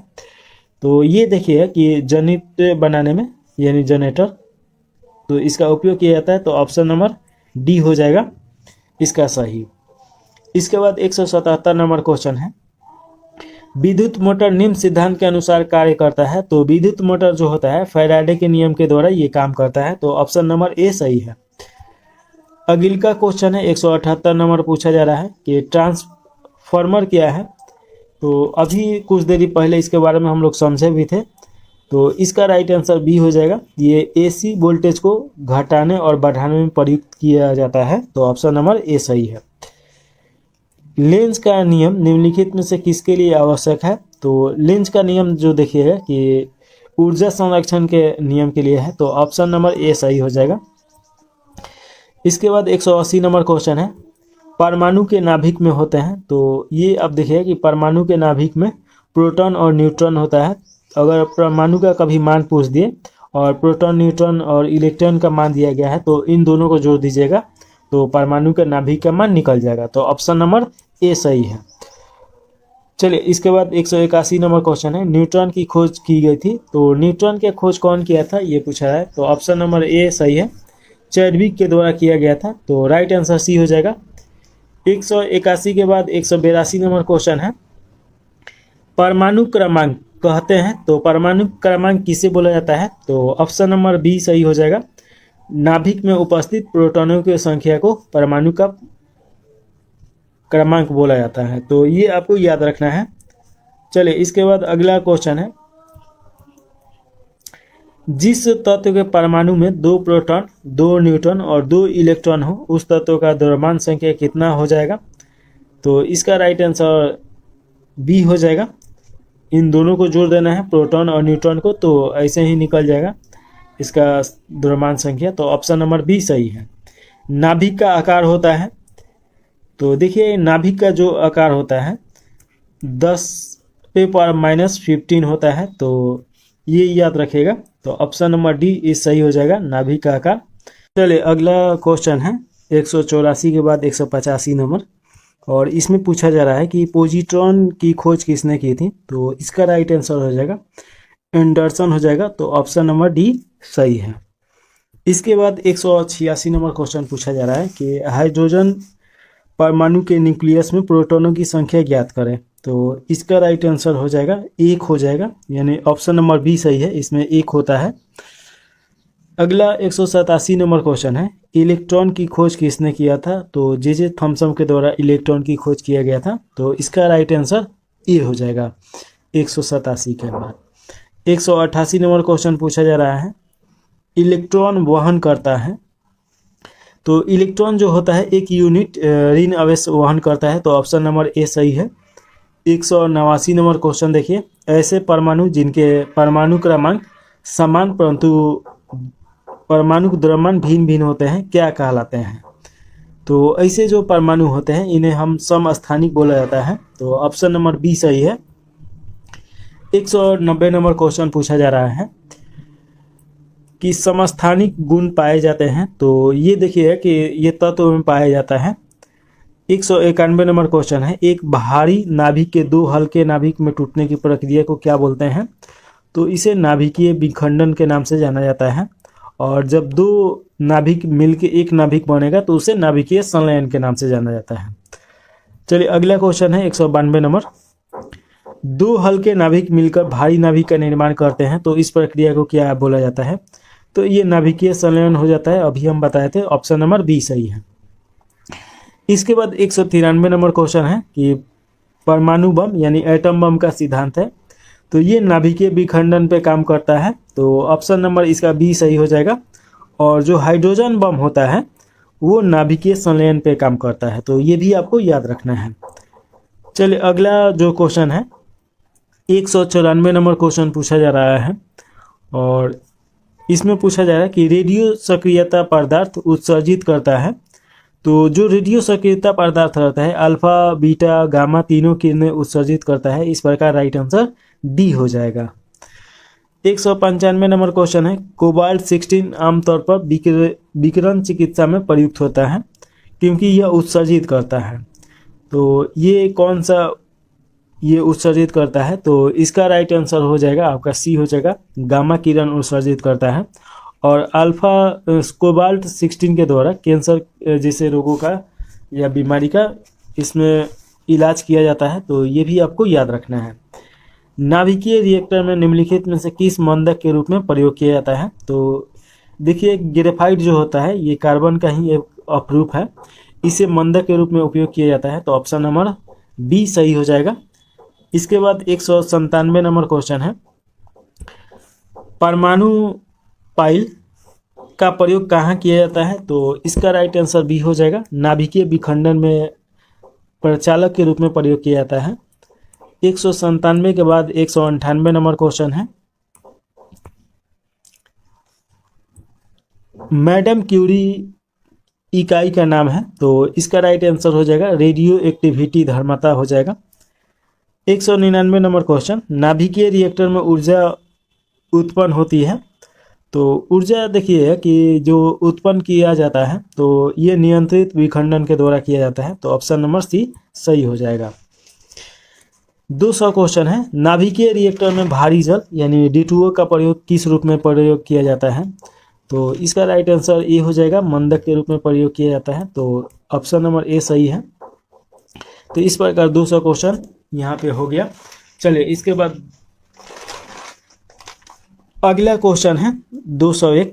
तो देखिए द्रव्यमान ऊर्जा संबंध किसका निष्कर्षण निकलता है, तो इसका अगर राइट आंसर देखिएगा तो डी निकलेगा। सापेक्षता का विशिष्ट सिद्धांत यहाँ से निकलता है, तो ऑप्शन नंबर डी सही है। अगला क्वेश्चन है 2 नंबर, डायोड वह प्रयुक्ति होती है जो धारा को एक दिशा में प्रवाहित होने देती है, तो ऑप्शन नंबर ए सही है। देखिए कि जो बैटरी में लगा रहता है, आप कभी टॉर्च वाला बैटरी देखे होंगे या, तो उसमें देखिएगा कि इधर ऐसे रहता है और एक इधर रहता है, यानी कि एक माइनस एक प्लस चार्ज होता है। उसके बीच में एक रड की तरह लगा रहता है, कभी उसके अंदर देखे होंगे तो इसी को डायोप्टर बोला जाता है। तो ये एक दिशा में प्रवाहित होने में मदद करता है, तो ये आपको याद होना चाहिए। इसके बाद देखिए 203 नंबर क्वेश्चन है, रडार का उपयोग किस लिए किया जाता है, तो ये तो आप जानते ही हैं। इसका राइट आंसर बी हो जाएगा। जहाज़ों, वायुयान आदि को ढूंढना या मार्ग प्रदर्शित करने के लिए ये किया जाता है, तो ऑप्शन नंबर बी सही है। 4 नंबर क्वेश्चन है, विमीय चित्र निम्नलिखित में से किसके द्वारा लिया जाता है, तो इसका राइट आंसर ए हो जाएगा। होलोग्राफ के द्वारा लिया जाता है, तो ये आप याद रखिएगा। अगला क्वेश्चन है, ब्रह्मांड प्रसारित हो रहा है, यह प्रमाण सर्वप्रथम किसने दिया था, तो ये एडविन हबल के द्वारा दिया गया था। ऑप्शन नंबर बी सही हो जाएगा। और थोड़ा सा यहाँ पे एक चीज़ देखिएगा कि हबल ने जैसे बताया कि कोई गुब्बारा होता है और छोटा छोटा उस पर बिंदु बिंदु होता है, जब फुलाया जाता है तो वो बढ़ते जाता है, तो उसी प्रकार ब्रह्मांड का भी विस्तार हो रहा है। चलिए अगला क्वेश्चन है 106 नंबर क्वेश्चन है, ग्रहों की गति का नियम किसने प्रतिपादित किया, तो जो ग्रह की गति का नियम है केपलर के द्वारा दिया गया था। अगला 107 नंबर क्वेश्चन है, पृथ्वी तथा अन्य ग्रह सूर्य के चारों ओर चक्कर लगाते हैं, यह सबसे पहले किसने बताया था, तो इसका राइट आंसर आपका सी हो जाएगा। कोपरनिकस के द्वारा यह बताया गया था। इसके बाद 108 नंबर क्वेश्चन पूछा जा रहा है, ब्रह्मांड में सबसे अधिक मात्रा में कौन सा तत्व है, तो देखिए कि ब्रह्मांड में जो सबसे अधिक मात्रा में पाया जाता है हाइड्रोजन पाया जाता है, तो ये आप याद रखिएगा। तारों और सूर्य की ऊर्जा का स्रोत नाभिकीय संलयन है, तो ऑप्शन नंबर ए सही है। तारों व आकाश गंगा का व्यास मापने के लिए प्रयुक्त उपकरण है, तो इसका राइट आंसर डी हो जाएगा। इंटरफेरोमीटर होता है। चलिए अगला क्वेश्चन देखिए 210 के बाद 211 नंबर क्वेश्चन। इसमें पूछा जा रहा है, 2 ग्रह जिनके कोई उपग्रह नहीं है, तो वो कौन से ग्रह हैं, तो इसके राइट आंसर बी हो जाएंगे। बुध और शुक्र का कोई ग्रह नहीं है। और थोड़ा सा अगर ग्रहों के बारे में बात किया जाए तो थोड़ा सा आपको हम बता देते हैं, जिससे कि ये मान लीजिए कि सूर्य है और जो सूर्य का चक्कर लगाता है तो उसे ग्रह बोला जाता है, जिसका अपना द्रव्यमान अपना तापमान ना हो, सूर्य के तापमान पे निर्भर करता हो, लेकिन अपना द्रव्यमान होना चाहिए। तो देखिए सबसे नज़दीक इसमें आ जाएगा बुध आ जाएगा। बुध के बाद आप देखिएगा कि शुक्र आ जाएगा, तो ये आपका बुध हो गया। इसके बाद शुक्र आ जाएगा, तो ये आपका शुक्र हो गया। शुक्र के बाद तीसरा का जो ग्रह है पृथ्वी है, तो इसे पी से डिनोट कर दिया जाए। पृथ्वी के बाद मंगल आता है, तो एम हो गया। मंगल और बृहस्पति के बीच में क्षुद्र ग्रह है, तो यहाँ पे बृहस्पति आ जाएगा। बृहस्पति सबसे बड़ा ग्रह है, तो ये तो आप जानते ही हैं। इसके बाद आपका शनि आ जाएगा और शनि के बाद अरुण आ जाएगा, अरुण के बाद वरुण आ जाएगा। तो सबसे अंतिम ग्रह वरुण हो जाएगा। सबसे बड़ा ग्रह बृहस्पति हो जाएगा। सबसे ज़्यादा कम घनत्व वाला ग्रह शनि हो जाएगा। शनि से ये भी क्वेश्चन पूछता है कि अगर समुद्र में ग्रह को उतार दिया जाए तो कौन सा ग्रह है कि समुद्र के ऊपर तैरता रहेगा, ये जल के ऊपर तैरता रहेगा, तो शनि हो जाएगा। वर्तमान में शनि के पास सबसे ज़्यादा उपग्रह हैं, तो ये भी आपको याद रखना है। और पृथ्वी देखिए कि दूरी के हिसाब से तीसरा का ग्रह है और एकमात्र ग्रह जहाँ पे जैव विविधता है। मंगल और बृहस्पति के बीच में देखिएगा कि क्षुद्र ग्रह है। और देखिए सबसे नज़दीक ग्रह बुध ग्रह है और सबसे कम समय में सूर्य का चक्कर लगाता है, तो ये भी आपको याद रखना है। शुक्र जो ग्रह है पृथ्वी के बहन के नाम से जाना जाता है, या भोर का और सांझ का तारा के नाम से भी जाना जाता है। साथ में याद रखिए कि मंगल ग्रह और शुक्र ग्रह को पृथ्वी से देखा जा सकता है। मंगल ग्रह लाल दिखाई देता है लौ ऑक्साइड के कारण, तो ये सब आपको याद रखना है। तो इतना तो जरूर याद रखिएगा और आगे विस्तार में भूगोल में पढ़ना है। तो हम लोग 11 नंबर क्वेश्चन देख लिए। इसका 211 का आंसर बी हो जाएगा। इसके बाद 212 नंबर क्वेश्चन है। तो इसमें देखिए कि निम्न में से किस ग्रह के चंद्रमाओं की संख्या सबसे अधिक है, तो शनि हो जाएगा। अगला क्वेश्चन है 113 नंबर कि निम्न में से किस ग्रह को भोर का तारा बोला जाता है, तो शुक्र को बोला जाता है। अभी ये सब के बारे में हम बता दिए हैं। 214 है कौन सा ग्रह सूर्य के चारों ओर 88 दिन में एक चक्कर लगाता है, तो इसका राइट आंसर हो जाएगा बुध हो जाएगा, सबसे कम समय में लगाता है। और 215 नंबर क्वेश्चन पूछा जा रहा है कि निम्न में से किस ग्रह का घनत्व पानी से कम है तथा पानी में डाल देने पर वो तैरते रहता है, तो इसका राइट आंसर सी हो जाएगा, शनि हो जाएगा। 215 के बाद 216 नंबर क्वेश्चन है सूर्य की सतह का तापमान होता है, तो सूर्य का सतह का कितना तापमान होता है, इसका राइट आंसर हो जाएगा 5800 डिग्री सेल्सियस होता है। अगला क्वेश्चन है सूर्य के सबसे निकट तारा कौन सा है, तो इसका राइट आंसर हो जाएगा आपका डी हो जाएगा, प्रोक्सिमा सेंटोरी होता है, तो ऑप्शन नंबर डी सही है। इसके बाद 218 नंबर क्वेश्चन नेपच्यून की खोज की, तो नेपच्यून किनके द्वारा खोजा गया, तो इसका राइट आंसर ए हो जाएगा, गैले के द्वारा। सूर्य के निकट स्थिर ग्रह है, तो सूर्य के निकट कौन सा ग्रह है, तो ऑप्शन नंबर ए सही हो जाएगा, बुध ग्रह है। सौरमंडल का सबसे छोटा ग्रह बुध ग्रह है। सौरमंडल का सबसे बड़ा ग्रह बृहस्पति है, तो ऑप्शन नंबर बी हो जाएगा। और 21 के बाद 221 के बाद 222 नंबर क्वेश्चन है, तो चलिए इसे देखा जाए। निम्नलिखित में से कौन सा एक तारा पृथ्वी के सर्वाधिक समीप है, तो इसका राइट आंसर सूर्य हो जाएगा और ऊर्जा का एकमात्र स्रोत भी सूर्य ही है। सौर परिवार में क्षुद्र ग्रह पट्टी एक ऐसा क्षेत्र है जो कक्षाओं के बीच में है, तो इसका राइट आंसर हो जाएगा बी हो जाएगा, मंगल और बृहस्पति के बीच में है। अगला क्वेश्चन है 224 नंबर हैली का धूमकेतु सूर्य की परिक्रमा करता है, तो देखिएगा कि इसका राइट आंसर डी हो जाएगा, 76 वर्ष में एक बार ये अपना परिक्रमा करता है। इसके बाद देखिए 225 नंबर क्वेश्चन मनुष्य ने पहली बार किस वर्ष चांद पर कदम रखा था, तो इसका राइट आंसर सी हो जाएगा, 1969 में रखा गया था आर्मनिमस्टन के द्वारा, और ये हो जाएगा रसिया का प्रक्षेपित यान था उसके द्वारा। इसके बाद अगला क्वेश्चन है अंतरिक्ष यात्री को आकाश का रंग कैसा दिखाई देता है, तो ये भी हम बताए थे, अंतरिक्ष के यात्री जो रहता है लोग काला दिखाई देता है, तो 26 का देखिएगा डी हो जाएगा। 227 नंबर क्वेश्चन है लाल ग्रह के नाम से जाना जाता है, तो ये मंगल ग्रह हो जाएगा, ऑप्शन नंबर सी में दिया गया है, तो राइट आंसर सी हो जाएगा। 228 नंबर क्वेश्चन है पृथ्वी सूर्य का एक चक्कर कितने समय में पूरा करता है, तो इसका राइट आंसर आपका सी हो जाएगा 228 का 365.25 दिन हो जाएगा, तो ऑप्शन नंबर ये हो जाएगा। और ये ही 25% जो है ये जुड़ते रहता है, तो 4 वर्षों में एक दिन मिलता है, तो उससे लीप वर्ष के नाम से जाना जाता है। और लीप वर्ष देखिएगा कि 366 दिन का होता है। चलिए इसके बाद और लीप वर्ष में ही फरवरी जो माह होता है जो उसमें 29वां दिन आता है। 229 नंबर क्वेश्चन है पेरिस स्थित अंतर्राष्ट्रीय खगोल संघ के माइनर प्लेनेट सेंटर में प्लूटो का कौन सा नया दिया गया है, तो इसका राइट आंसर हो जाएगा ए हो जाएगा, जो नाम दिया गया है 134340 दिया गया है, तो ऑप्शन नंबर ए सही हो जाएगा। चलिए इसके बाद अगला क्वेश्चन है 29 के बाद 30 नंबर क्वेश्चन मीथेन किसके वायुमंडल में उपस्थित है, तो वो कौन सा हो जाएगा, तो 230 का राइट आंसर आपका हो जाएगा सी हो जाएगा, बृहस्पति के में है। एक खगोलीय इकाई निम्न के बीच की औसत दूरी होती है, तो एक खगोलीय जो इकाई देखिएगा जो दूरी होता है पृथ्वी और सूर्य के बीच के दूरी को बोला जाता है, तो ऑप्शन नंबर ए सही है।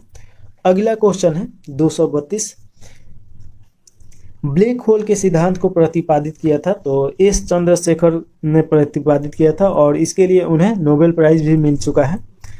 अगला क्वेश्चन है, आकाशीय पिंड का अध्ययन करने वाले भौतिक विज्ञान की शाखा को क्या बोला जाता है? तो इसका राइट आंसर एस्ट्रोफिजिक्स हो जाएगा। तो ऑप्शन नंबर ए सही है।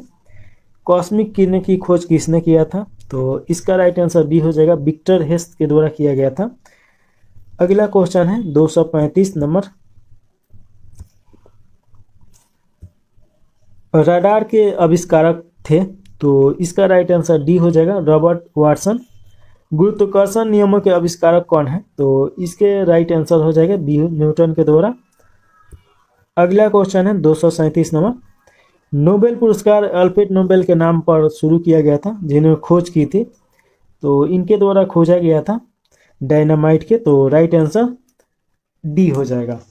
अगला क्वेश्चन है 238वां क्वेश्चन है कि टेलीविज़न का आविष्कार किसने किया था? तो J.Edgar बेयर्ड के द्वारा किया गया था। तो ऑप्शन नंबर सी हो जाएगा। इसके बाद 239 नंबर क्वेश्चन पूछा जा रहा है, राइट ब्रदर ने किसका आविष्कार किया था? तो ये विमान का आविष्कार किए थे, तो ये तो आप जानते ही हैं। इसके बाद 240 नंबर क्वेश्चन है, एक्सरे का आविष्कार किसने किया था? तो रोजेंट के द्वारा किया गया था। ऑप्शन नंबर बी सही हो जाएगा। अगला क्वेश्चन है 241 नंबर, परमाणु बम का विकास किसने किया? तो जे रॉबर्ट और ओपन हीमर के द्वारा किया गया था। ऑप्शन नंबर ए सही है।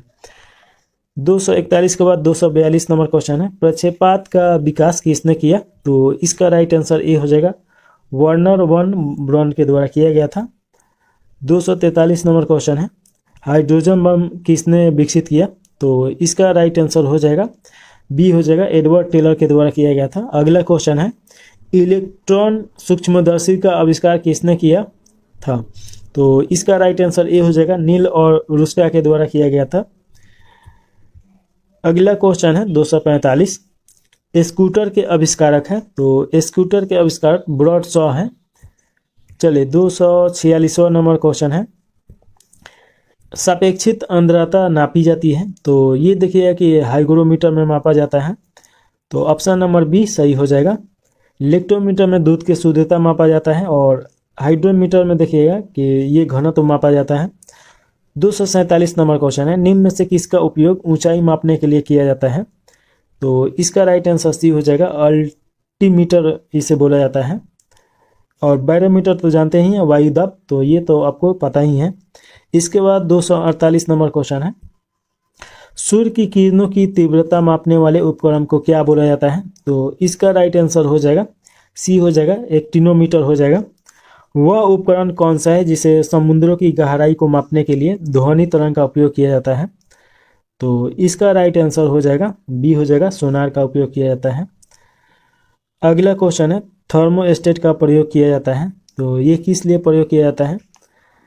तो इसका सी हो जाएगा, तापमान को स्थिर रखने के लिए। आप देखिए कि इससे बोतल वोतल बनाया जाता है। अगला क्वेश्चन है 251 नंबर, निम्नलिखित युक्तियों में से किसको मोटर गाड़ियों के इंजन के ठंडा करने के लिए प्रयोग किया जाता है? तो इसका राइट आंसर सी हो जाएगा, रेडिएटर। आप देखते हैं कि गाड़ी के आगे रहता है जिसमें हमेशा पानी डाला जाता है। चलिए इसके बाद देखिए 252वां क्वेश्चन है, रिकॉर्ड करने और रिकॉर्ड की हुई डिक्टेशन को पुनः रिप्रोड्यूस करने के लिए प्रयुक्त उपकरण को कहा जाता है? तो इसका राइट आंसर क्या हो जाएगा? तो इसका राइट आंसर बी हो जाएगा, डिक्टोफोन बोला जाता है इसे। अगला क्वेश्चन है, सापेक्षता का सिद्धांत किसने दिया था? तो इसका राइट आंसर सी हो जाएगा, आइंस्टीन के द्वारा दिया गया था। लॉ ऑफ फ्लोटिंग सिद्धांत की खोज किसने की थी? तो इसका राइट आंसर डी हो जाएगा, आर्किमिडीज के द्वारा किया गया था। मेघानिच्छित रातें यानी कि मेघ भरा हुआ रातें, बादल जिसमें बहुत ज़्यादा रहता है, बादल को ही मेघ बोला जाता है। स्वच्छ रातें की तुलना में किसके कारण से अधिक गर्म होता है? तो इसका राइट आंसर हो जाएगा आपका डी हो जाएगा, स्थलीय विकिरण के कारण। तो ऑप्शन नंबर डी सही है। इसके बाद अगला 56 नंबर क्वेश्चन है, ध्वनि का एक अभिलंबन यानी तारतम्य है जो निर्भर करता है, यानी किस पे निर्भर करता है? तो इसका राइट आंसर बी हो जाएगा, आवृत्ति पे। अगला क्वेश्चन है 257, अभिदृश्य की फोकस दूरी का नेत्रिका की फोकस दूरी से अनुपात किसके लिए 1 से अधिक होता है? तो इसका राइट आंसर बी हो जाएगा, दूरदर्शक हो जाएगा। समानांतर क्रम में जुड़े प्रत्येक आर प्रतिरोध के 3 एक समान प्रतिरोधों का प्रभावी प्रतिरोध क्या होगा? तो इसका राइट आंसर बी हो जाएगा, R/3 हो जाएगा। अगला क्वेश्चन है 259 नंबर, गर्म मौसम में पंखा आराम का एहसास दिलाता है, इसका क्या कारण होता है? तो देखिए कि जो पसीना रहता है उसे सोख लेता है और उसे नमी देता है, तो इसका राइट आंसर डी हो जाएगा, हमारे पसीना दूरता से वापसित होता है। 259 के बाद 260 नंबर क्वेश्चन है, कॉस्मिक किरणें हैं, तो कॉस्मिक किरणें आवेशित और अनावेशित दोनों होता है, तो ऑप्शन नंबर सी सही हो जाएगा। अगला क्वेश्चन है, निम्नलिखित किरण युग्म में कौन सी प्राकृतिक में विद्युत चुंबकीय होती है? तो इसका राइट आंसर डी हो जाएगा, एक्स किरण एवं गामा किरण दोनों होगा। इसके बाद 62 नंबर क्वेश्चन है 200, एक क्षण चुंबक द्वारा उत्पन्न चुंबकीय बल रेखाएं हैं, तो इसका राइट आंसर हो जाएगा डी हो जाएगा, बिल्कुल प्रतिच्छेद नहीं कर सकती है। इसके बाद अगला क्वेश्चन है 263 नंबर क्वेश्चन,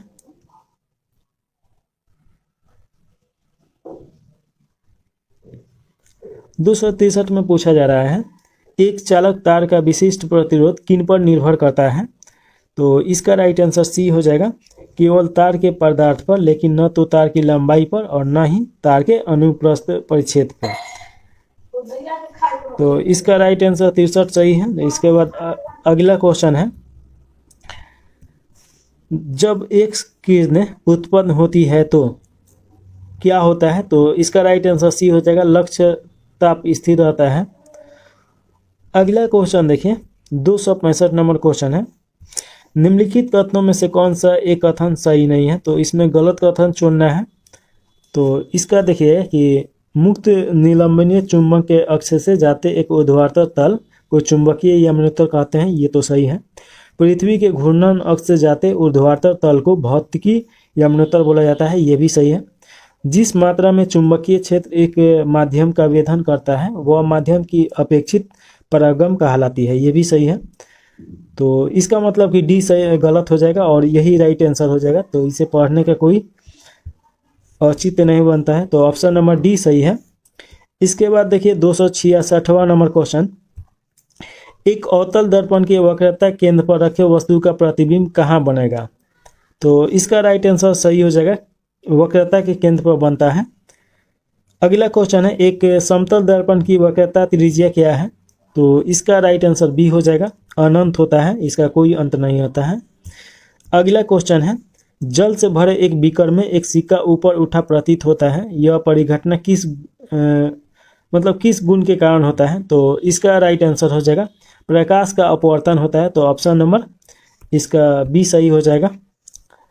चलिए 269 नंबर क्वेश्चन है, प्रकाश की एक किरण एक पारदर्शी ग्लास प्लेट पर गिरती है, इसका एक अंश परावर्तित और एक अंश अपवर्तित हो जाता है। परावर्तित एवं अपवर्तित किरणें आपस में लंबवत होगी, यानी कब लंबवत होगी ये पूछ रहा है, तो इसका राइट आंसर सी हो जाएगा, केवल आपतन कोण के लिए। चलिए अगला क्वेश्चन है 270, एक सांवली त्वचा का व्यक्ति एक गोरी त्वचा के व्यक्ति की तुलना में अधिक गर्म और कम सर्दी अनुभव करेगा, तो इसका राइट आंसर सी हो जाएगा, तो फायदा है काले होने में। चलिए इसके बाद देखिए 271 नंबर क्वेश्चन है, निम्नलिखित में से कौन सा एक न्यूनतम तापमान घोषित करता है? तो इसका राइट आंसर हो जाएगा बी हो जाएगा, 1 केल्विन तापक्रम पर। अगला क्वेश्चन है, यदि एक पिंड सरल आवर्त गति में गतिशील हो तो वेग एवं त्वरण में कालांतर कितना होगा, यानी कि इसमें फर्क कितना होगा? तो इसका राइट आंसर बी हो जाएगा, 90 डिग्री का होता है। अगला क्वेश्चन है, एक पिंड ऊर्ध्वाधर दिशा में ऊपर प्रक्षेपित किया जाता है तथा यह पुनः धरातल पर गिरता है, इसकी स्थितिज ऊर्जा होगी, तो इसका राइट आंसर बी हो जाएगा, सर्वाधिक ऊंचाई पर अधिकतम होगी। अगला क्वेश्चन है, निम्न युग्मों में से किस एक की एक समान बीमा नहीं है? तो इसका राइट आंसर बी हो जाएगा, घनत्व विशिष्ट घनत्व। अगला क्वेश्चन है, निम्नलिखित आरेखों में कौन सा एक समान गति निरूपित करता है? तो देखिएगा कि इसका राइट आंसर हो जाएगा आपका डी हो जाएगा, विस्थापन जो है ये निरूपित कर रहा है। तो ऑप्शन नंबर डी सही है, विस्थापन और समय। अगला क्वेश्चन है 76 नंबर, सरल आवर्त गति में एक सरल लोलक के लिए निम्नलिखित कथनों में से कौन सा कथन सही है? तो इसका राइट आंसर ए हो जाएगा, केवल एक इसमें सही होगा, यानी कि माध्य स्थिर में गतिज ऊर्जा अधिकतम होता है, बाकी ये दोनों गलत है। तो इसका राइट आंसर ऑप्शन केवल एक सही है, तो ऑप्शन नंबर ए सही है इसका। इसके बाद देखिए 76 के बाद 77 नंबर क्वेश्चन है 277, ऊष्मा के सर्वोत्तम एवं निकटतम चालक क्रम क्या है? तो इसका राइट आंसर देखिएगा कि ए हो जाएगा, चांदी एवं शीशा। इसमें ऑप्शन के हिसाब से चांदी सबसे ज़्यादा और शीशा सबसे कम, तो ऑप्शन नंबर ए सही है। अगला क्वेश्चन है 278वां नंबर क्वेश्चन है, मोटर कार में शीतलक तंत्र यानी रेडिएटर किस सिद्धांत पर काम करता है? तो इसका राइट आंसर बी हो जाएगा, कंबल संवहन के द्वारा। और अगला क्वेश्चन है 279, अत्यधिक ऊंचाई पर भोजन बनाने के लिए प्रेशर कुकर बेहतर है, क्योंकि जल का क्वथनांक गिर जाता है, देखिएगा वहाँ पे निम्न होता है। तो ऑप्शन नंबर बी सही है, निम्नतर वायुमंडलीय दाब के कारण कम हो जाता है। अगला क्वेश्चन है 280वां, सौरमंडल में सर्वाधिक समान प्रकार की विकिरण ऊर्जा जो मनुष्य में त्वचा की धूप-त्रमता का कारण होती है क्या कहलाती है? तो इसका राइट आंसर ए हो जाएगा, पराबैंगनी किरण हो जाएगा। अगला क्वेश्चन है, निम्नलिखित पर विचार करना है और इसमें सही कथन नहीं है, तो गलत कथन इसमें से चुनना है। तो इसका राइट आंसर देखिए कि निकट दृष्टि वाला व्यक्ति दूर वस्तुओं के स्पष्ट रूप से देख सकता है, परंतु निकट वस्तुओं को समता से नहीं देख सकता है। तो ये तो सही है। इसमें पूछा है कौन सही नहीं है। निकट दृष्टि दोष वाला व्यक्ति दूर वस्तुओं को सुस्पष्टता यानी साफ देख सकता है, परंतु निकट वस्तुओं को स्पष्टता से नहीं देख सकता है, तो ये तो सही है। अगला क्वेश्चन है, दीर्घ दृष्टि वाला व्यक्ति दूर वस्तुओं को स्पष्टता से नहीं देख सकता है, तो ये भी सही है।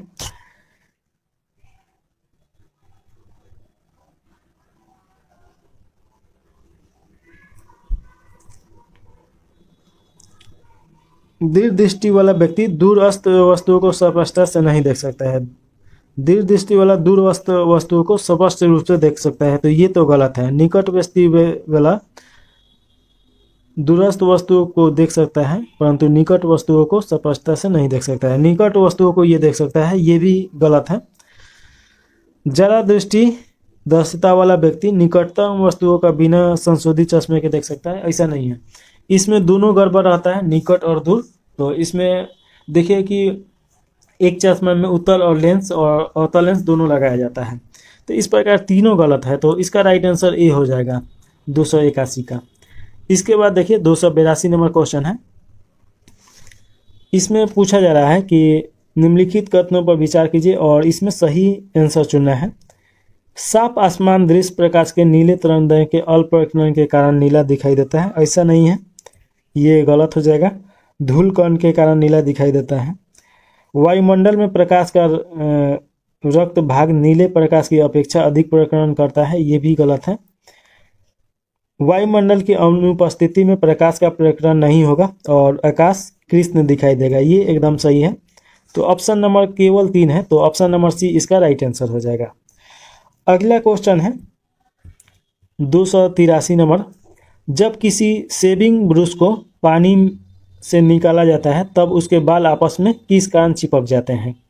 तो ये तो आप जानते हैं, इसका राइट आंसर बी हो जाएगा, पृष्ठ तनाव के कारण सभी चिपक जाता है, उन लोगों का पृष्ठ तनाव कम हो जाता है। अगला क्वेश्चन है, सरल आवर्त गति कर रहे कण पर कार्यशील बल होगा, तो इसका राइट आंसर सी हो जाएगा। विस्थापन के अनुक्रमान्वित होता है और माध्य स्थिर की ओर निर्देशित होता है। तो राइट आंसर सी सही है। अगला क्वेश्चन है 285। एक मनुष्य द्वारा भूमि पर लगाया गया दबाव सबसे कम होगा सबसे अधिक कब होगा, ये पूछा जा रहा है। तो इसका राइट आंसर बी हो जाएगा, जब एक पैर की पादांगुली पर खड़ा होता है। चलिए इसके बाद अगला क्वेश्चन है 85 के बाद 86 नंबर क्वेश्चन। संचार में प्रयुक्त फाइबर ऑप्टिकल केबल किस सिद्धांत पर कार्य करता है। तो इसका राइट आंसर डी हो जाएगा, प्रकाश के पूर्ण आंतरिक परावर्तन हो जाएगा। इसके बाद अगला क्वेश्चन है 87 नंबर। श्री सीवी रमन को किस क्षेत्र में कार्य करने के लिए नोबेल पुरस्कार दिया गया था। तो इसका राइट आंसर बी हो जाएगा, प्रकाश परिक्रमण के क्षेत्र में काम किए थे। इसके बाद 288 नंबर क्वेश्चन है, किस्कोग्राफ का आविष्कार किसने किया था। तो इसका राइट आंसर हो जाएगा सी हो जाएगा, जे.सी. बोस के द्वारा किया गया था। 0 डिग्री सेल्सियस पे पारद यानी मरकरी के 760 मीटर mm कॉलम द्वारा लगने वाले बल क्या कहलाता है। तो इसका राइट आंसर आपका बी हो जाएगा, एक एटमोस्फेयर बोला जाता है। अगला क्वेश्चन है गॉड पार्टिकल है, तो इसमें गॉड पार्टिकल कौन सा है। तो इसका राइट आंसर बी हो जाएगा, हिग्स बोसॉन को गॉड पार्टिकल के नाम से जाना जाता है। आइंस्टीन को निम्न में से किस सिद्धांत के लिए नोबेल पुरस्कार मिला था। तो इसका राइट आंसर बी हो जाएगा, प्रकाश के विद्युत सिद्धांत। इसके बाद देखिए 91 नंबर क्वेश्चन है 291, अच्छा 291 हो गया। 292 नंबर क्वेश्चन है, किसी प्रेशर कुकर में जिस तापमान पर खाद्य पकाए जाते हैं वह मुख्यतः निम्नलिखित में से किन पर निर्भर करता है। तो देखिए कि ढक्कन में स्थित छिद्र का क्षेत्रफल, तो ये सही है। ज्वाला का तापमान, ये भी सही है। ढक्कन का भार, ये भी सही है। तो इस प्रकार तीनों सही है, तो राइट आंसर डी हो जाएगा। यूपीएससी 2021 में ये क्वेश्चन पूछा जा चुका है। अगला क्वेश्चन है 293 और इसमें पूछा रहा है कि खगोलीय दूरियां प्रकाश वर्ष में मापे जाने के कारण निम्नलिखित में से कौन सा है। तो इसका राइट आंसर डी हो जाएगा, प्रकाश की गति सदैव एक समान होती है इसी के कारण। और इसके बाद अगला क्वेश्चन है, निम्नलिखित में से किसमें पूर्ण आंतरिक परावर्तन शामिल नहीं है। तो इसका राइट आंसर बी हो जाएगा, कैलाइडोस्कोप हो जाता है। और इसमें देखिए कि रेगिस्तान में मिराज, हीरे की झिलमिलाहट, ये सब तो इसमें शामिल ही हैं। ऑप्टिकल फाइबर तो इस सब में तो काम करता है। चलिए इसके बाद 295 नंबर क्वेश्चन है, निम्न में से कौन सा विद्युत चुंबकीय तरंग का उदाहरण नहीं है। तो इसका राइट आंसर ए हो जाएगा, पराध्वनिक तरंग हो जाएगा। अगला क्वेश्चन है, स्टेथोस्कोप में रोगी की दिल की धड़कन की ध्वनि डॉक्टर के कानों तक पहुंचती है, तो किस ध्वनि के कान पहुंचता है। तो ध्वनि के बहु परावर्तन द्वारा। तो ऑप्शन नंबर बी सही हो जाएगा। इस प्रकार देखिएगा कि जो लूसेंट का साइंस स्पेशल बुक आता है उसका हम लोग सभी क्वेश्चन देख लिए हैं और ये मास्टर वीडियो यहीं पे समाप्त कर दिया जाए।